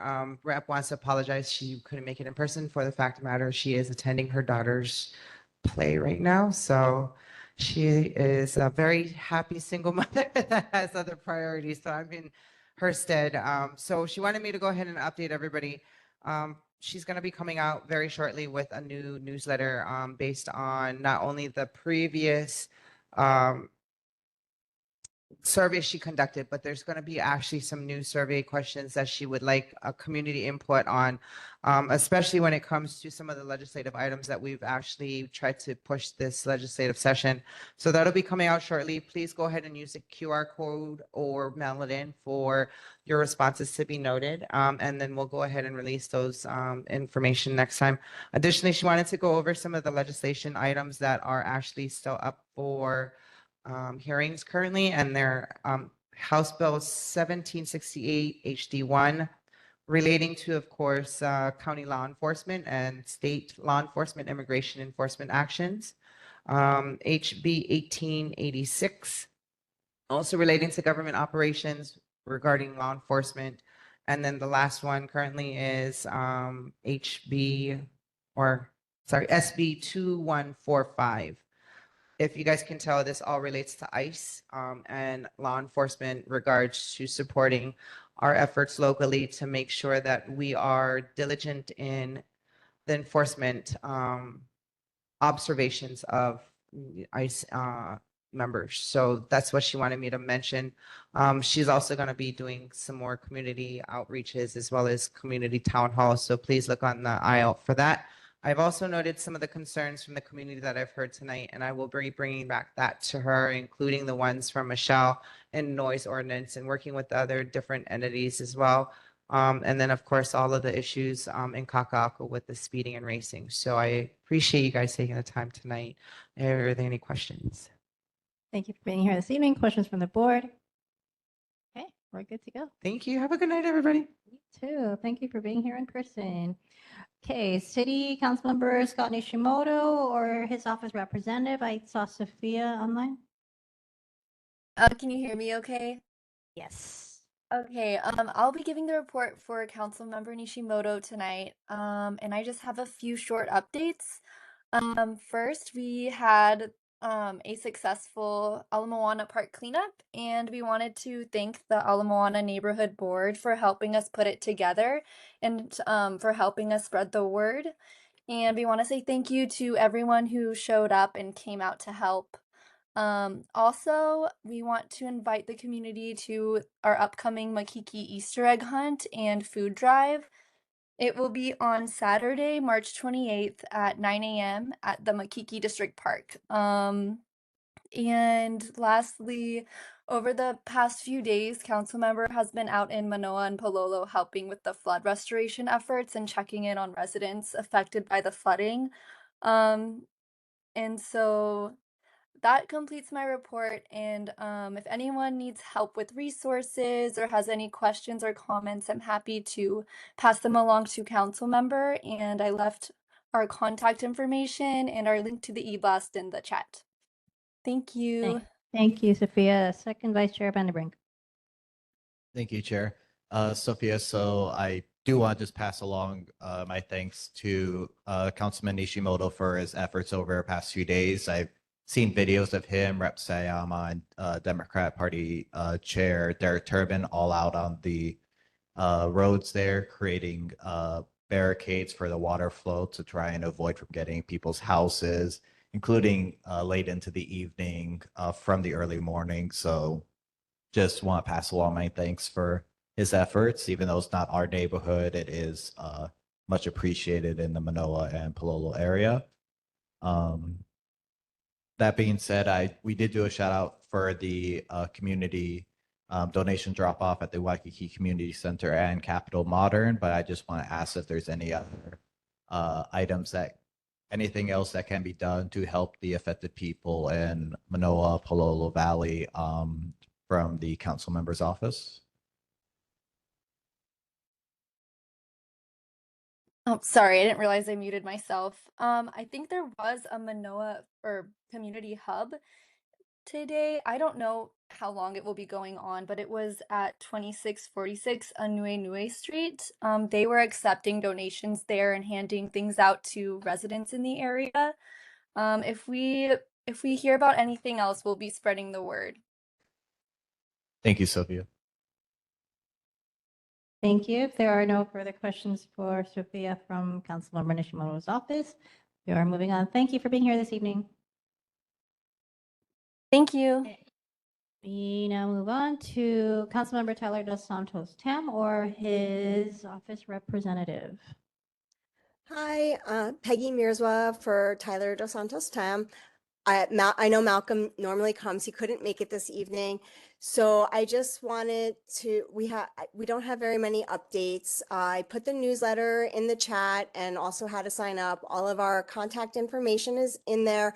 And there's also phone numbers for who to call. You could like cut that out even and, stick it on a fridge, but there's some good resources in that. I just wanted to reiterate, I had on here 311 app to report the potholes, tree trimmings, stream cleanouts. I know that cleanup is overwhelming right now, but then if you use 311, it's in the queue. So definitely look into that. And let's see, I also took a lot of notes on some of the things that are happening in the community. I'm gonna check in with council member regarding the email that was sent about the Gatsby bar. And there were a few other things about the sound cameras and let's see. Yeah, so I took diligent notes. So thank you so much for having me. Is there any questions or concerns you want me to bring back? Okay, board members, questions? Okay, looks like we are good to go. Thank you for being here this evening, Peggy. Thank you. Okay. We see Representative Ikaika Olds. Thank you for joining us this evening. Hi, thank you, Chair, members of the board. Real fast, quick legislative update. So right now we have, out of the 11 bills we submitted, we have 4 that have crossed over to the Senate that are still alive. Unfortunately, the chicken bill just died the other day. But HB 1957, which is the Safe Entranceways Bill, which, as a reminder, puts a little bubble in front of doorways that feed directly into public property, just passed public safety and is on its way to judiciary. And hopefully, Chair Rhodes is going to be supportive of the bill. HB 2167, the Vulnerable Youth Housing Stabilization Pilot Program, also passed. It will be a 5-year program that will help vulnerable youth stabilize so that they don't become homeless. Unfortunately, the 2 education bills for homeless students is stalled right now. We're working on trying to get a hearing from Senator Kim. One is HB 2168, which puts the Federal McKinney-Vento Act into state statutes in the event that the federal government ever repeals it. Homeless students will still be able to continue to have the same rights and privileges they have currently. And HB 2427, which is the Unaccompanied Homeless Youth Bill. This allows unaccompanied youth, particularly runaway youth, to be able to have the right to continue to go to school, regardless of their status. Both bills are stalled, and we need to get them heard by Friday. So we might have to try to fight to refer them. And I'm here for any questions. Thank you, Representative Olds. Questions from the board?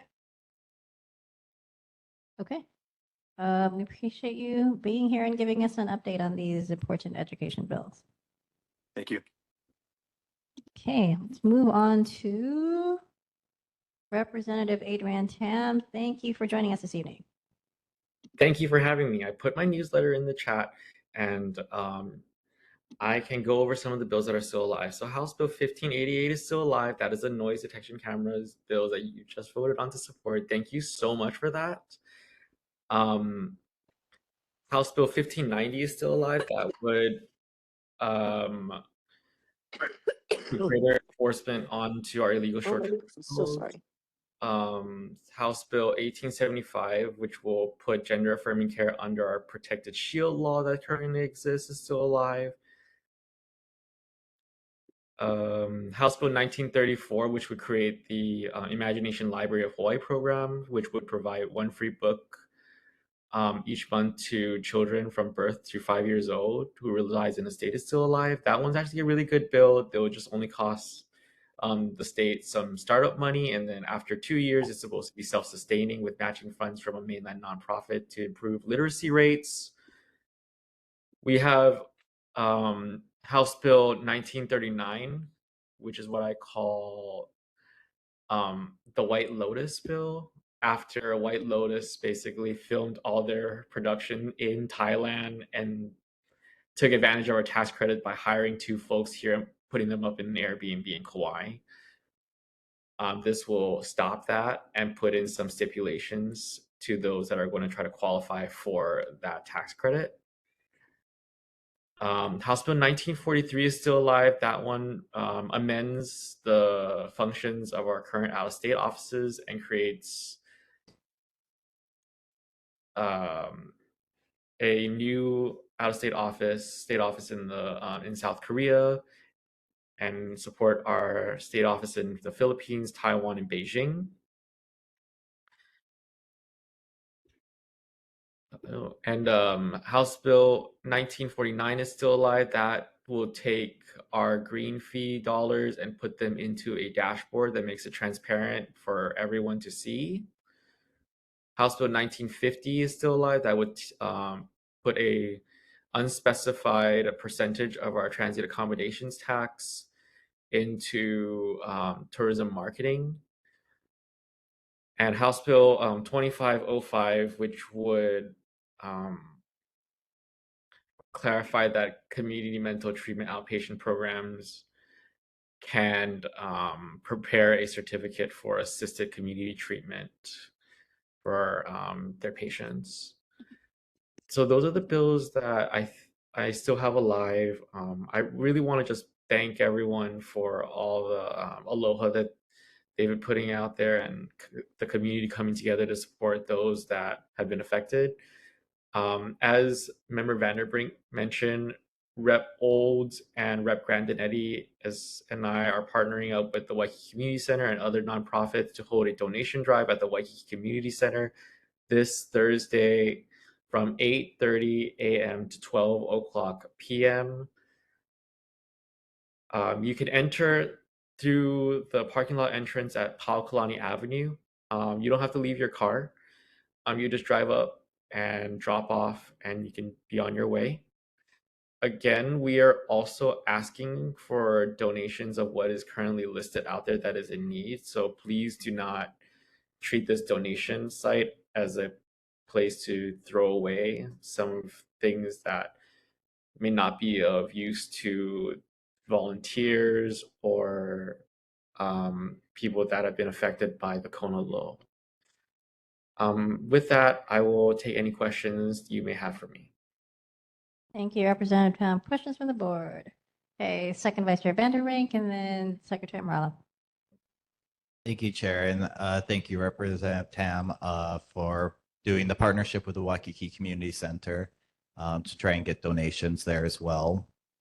So I did want to actually bring up the last time I was actually at the Capitol on the floor when you were lucky, or you were able to introduce me. There was a time when you actually mentioned the Epstein files on the House floor. In particular, I want to bring up a bill towards the end of that day that you voted no on in third reading, HB 1919, the parking minimum ban. I just wanted to kind of ask what your reasoning was for voting no on that. You know, I agree that parking requirements does add a lot of straining and costs to new constructions. But what I am concerned with is that before we even consider doing away with parking requirements, the city needs to do a better job at providing public transportation and providing more incentives for few folks to not drive their cars. The city just raised bus fares. So it seems like we're going in the opposite direction. At the same time, I look at myself as someone who can take the bus to work because there's a bus stop right in front of my condominium. That bus stop used to have the number 2 and 13 bus that would take me straight to work. Now the 2 and 13 don't stop at that bus stop right in front of my condo. The W line does. So when we're going in the opposite direction where more people look like they're going to get cars, I don't know how I can support a bill that would do away with parking requirements. I can definitely understand that what you bring up there, but I just want to reiterate that it takes us more the opposite direction. That while I completely agree that the city council and the city is not doing enough to support public transportation by raising bus fares, by changing the lines to not reorient itself more for our residents, but when you seem to be encouraging more parking lots to be built, more parking stalls to be built with condos, it's also encouraging more people to drive and not even look at a alternative to driving, either the Beaky bike, walking, or bus. And it, especially with our cost of living nowadays, parking spots can add tens of thousands of dollars to renting or to owning a condo, or hundreds of dollars to renting one. And it just seems like something that at least we could push back on going the other way by encouraging less parking spots to be built with our condos, especially in the major avenues of our bus lanes in the downtown area, Moana-Kaka'ako, and Waikiki. Yeah, I agree that there's definitely some mechanism to go, but at the same time, the city not only needs to do a better job in public transportation, but they need to improve our roads so that our cars aren't parked on the streets and clogging up many of our streets because they're very narrow. And I don't want to do that to our urban Honolulu. Thank you, Representative Tam. Thank you. Secretary Morales. Hey, Representative Tam. This is a question based off your role as chair of tourism, but I'm originally from Maui. After the Maui wildfires, pretty much tourism completely left the island. And I was a busser at the restaurant. Essentially, all of my friends had to lose their jobs because of all the tourism leaving us. I know it's not a question that a lot of people like to bring up in the moments like these because we want to be focused on the recovery effort, but people do need jobs. I was just wondering how we're trying to work on keeping tourism within the islands, even with the disaster happening. I think we are having those conversations with HVCB. The difficult thing about this right now is if you look at the statistics, tourism is down across the entire globe. And part of that is because the US dollar is really, really strong right now. And the other part of this is that the United States is not in a favorable view with the rest of the world, given what's going on with many of the ICE raids. At the same time, the Iranian war has raised the cost of oil. But we do have House Bill 1950, which would dedicate marketing funds for tourism to help our tourism economy, and that will most likely go towards HTA and their efforts in collaboration with the Hawaii Visitors Convention Bureau. Thank you, Secretary Morales, for that question, and Representative Tam. Okay, I think we are good if there aren't any further questions for the representative. Thank you, Rep. Tam, for being here this evening. Thank you. Senator Sharon Moriwaki or her office representative. Yes, can you hear me? Yes. Okay. Hi, everyone. My name is Hannah Mikatevich. I am Senator Moriwaki's legislative assistant for this session. I did submit our kind of short form community newsletter, our report to the board. So they should be in receipt of that. And then I do have a few items to go over quickly. I know that we're running a little short on time here. Some of the bills that we have that we're keeping track of for the community that are still, alive and going. We've got HB 1972 relating to human services, which would establish a family caregiver tax credit for non-paid family caregivers. That one passed the Senate Committee on Health and Human Services on March 20. HB 1973 relating to in-home services, which would establish within the Department of Health the Kupuna Aloha program to provide in-home health care and support services to eligible participants who do not otherwise qualify for government assistance. That one passed the Senate Committee on Health and Human Services on March 20th as well. And the same thing with this next one, HB 1974, relating to hearing loss, which would require the Department of Health to develop and publish a state plan on hearing loss. And then we've got Senate Bill 2866 relating to kupuna housing. That one would repeal the sunset for the state rent supplement program for kupuna.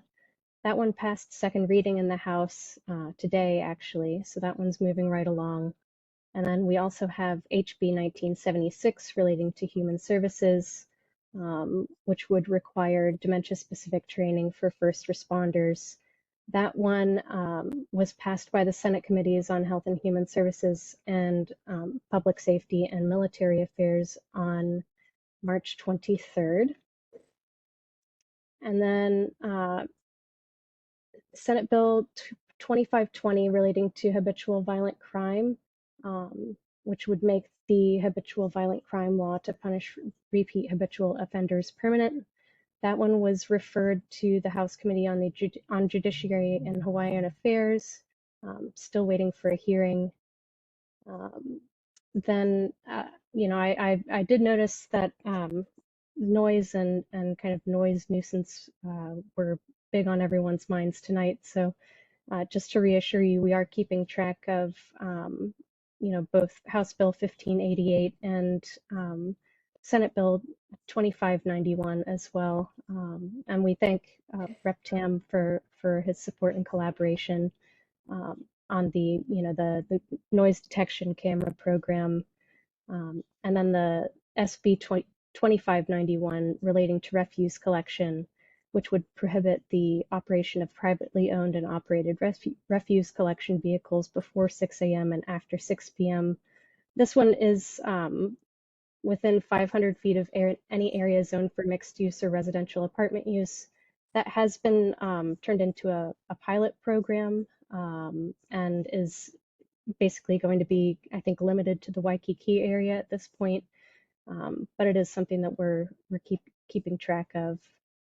And then we have SB 2803 relating to homelessness, which would appropriate funds for the Kauhale Initiative and related capital improvement projects. That one passed second reading in the House today. And then finally, we have SB 2362 relating to REITs, which would disallow the dividends paid deduction for real estate investment trusts. That one has been referred to the House Committees on Economic Development and Technology and Finance. Still waiting on a hearing for that one. And with that said, I know that we've had lots of concern surrounding the recent storms and storm damage. The city and county is collecting information from citizens who have experienced damage. So there's a form that you can fill out. That the link to that form is available on the board report that we submitted for anyone who might need it. And we also did note that we've received some feedback from residents who were requesting clearer guidance on how to submit testimony for the legislature. We did host a virtual tutorial, but the legislature's public access room also has a really great resource on YouTube if you'd like a tutorial. That link is included in our board report as well. And I'll be happy to take any questions and take those back to the senator if anyone has anything. Thank you. Questions from the board? One from Treasurer Freitas. Thank you for your report. Now, could you repeat the bill on Ritz? So it was moved to the House side? Yes. Give me just a second to pull that back up. Yes, that one is still alive. It's been referred to the House Committees on Economic Development and Technology and Finance. And that is Senate Bill 2362. Okay, Hannah, thank you for all those updates. And we want to thank Senator Marawaki as well for all the resources that she continually provides. So thank you. Thank you. Okay, one more for elected official reports. Governor Josh Green's representative, if you are online. Okay, I see Miss Ashton Stallings. Good evening, everyone. I hope you and your families are all doing well in the wake of these storms. In the chat, I sent the Governor's March newsletter, as well as where you can subscribe. A couple highlights. AG Ann Lopez is leading a coalition of 40 attorney generals from across the country, urging Congress to pass stronger federal protection laws to keep children safe online. So I think it's something that we can all get behind. There's a copy of the letter sent to the US House and Senate. It's available online, but also it's linked to the newsletter if you're interested in reading that. Also, applications are open for Hawaii's free public pre-K program through the Executive Office on Early Learning. A lot of great information in the newsletter, but I wanted to share some information that the Department of Taxation shared with us. So, and it's time sensitive since it's tax season, but there's new USPS postmark procedures that could affect filing deadlines. So USPS now postmarks mails with the date it is processed at a postal facility, not the date that you drop it in the mailbox. This may be 1 to 3 days later or more if it's inter-island mail and mainland mail. So to avoid any missed deadlines, mail early, at least 5 to 7 days before the deadline. Use the USPS retail counter and request a manual postmark, send certified mail to priority mail, or file or pay electronically whenever possible, and avoid mailbox drop-offs closer to deadlines. But I'm happy to take any questions back to the governor's office if there are any. Okay, questions for Gov's office. Second Vice Chair Vandenbrink. Thank you. So I had two questions in relation to the recent storms that happened. The first one was I saw the governor's program to try and allow, at least I think it was the governor's program, to try and get people in hotels in like the Waikiki area. The cost I saw was $99 plus tax. And I guess my first question with that is why is that's still so expensive, especially for people that might have lost their homes? Why isn't like the governor say utilizing our $1.4 billion emergency fund to say at least help put them up in a hotel for a week so they can try and get everything sorted out at the minimum? I am taking notes to take back to the office, so I'll submit these in, and then as soon as I have a response, I can submit those via email and then also touch on it at our next meeting. Thank you. And then my second question is that tax season is right around the corner. And I realize this with my auntie who I help her with her taxes, at least make sure that she can file them. With this current storm, she lives up in Wahiwa and she actually had to push back when she did her taxes. And that made me think that if people are impacted by these storms and with tax season right around the corner, is the governor considering any action to extend the state tax filing deadline to allow people who are impacted by the storms additional time in case they are unable to file? That is a great point, especially with what I just talked about. So again, taking notes, and as soon as I have a response, I'll email you guys, and then we can also talk about it at the next meeting. Thank you. Thank you, Second Vice Chair Vandenbrink. I do want to point out that I know what you're talking about with the governor calling out for Kama'aina rates for people that have been affected. I think one of the challenges of that is that the hotels themselves set up the rates. So it is a good discussion. So Ashton, if you can bring that back to, the governor's office to see what can be done for affordability, especially in emergencies. Thank you. Of course. Thank you, guys. Okay, time is now 8:12. We have agency reports. Francine Murray had emailed this afternoon, so she's not going to be here, but I believe she sent something. And we have Harry Cho from Heart. Aloha. Good evening, everyone. Harry Cho with Heart. First, just a quick update on some of our construction work. We recently installed a new traffic plan on a portion of Dillingham Boulevard. Our contractor is mobilizing to begin guideway shaft construction in that area, similar work that you currently see ongoing on Nimitz. So that's progressing well.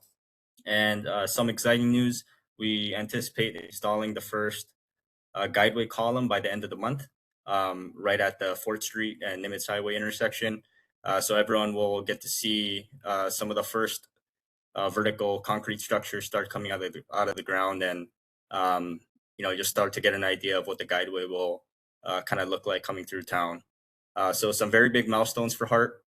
And one announcement I have is for an upcoming community meeting that will be Councilmember Dos Santos Tam's office.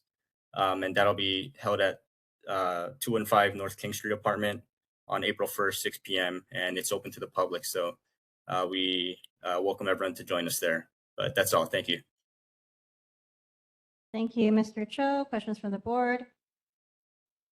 Okay, thanks for being here this evening. The time is now 8:14. Our announcements, we have upcoming events. The Hapalua is going to go through Waikiki, finishes the Kapiolani. That's on April 12th. Police Week kickoff. We had a presentation for that, as well as Festa Italiana Hawaii. The King Kamehameha Celebration Floral Parade is on June 13th. We have a link here for all the events, as well as links to our social media accounts. Our next action committee meeting will be on Thursday, April 9th, and the next regular board meeting will be on Tuesday, April 28th. Thank you, Olelo, as always, for making sure that all our meetings are recorded so people can refer to them. And the time is now 8:14 p.m. Our meeting is adjourned.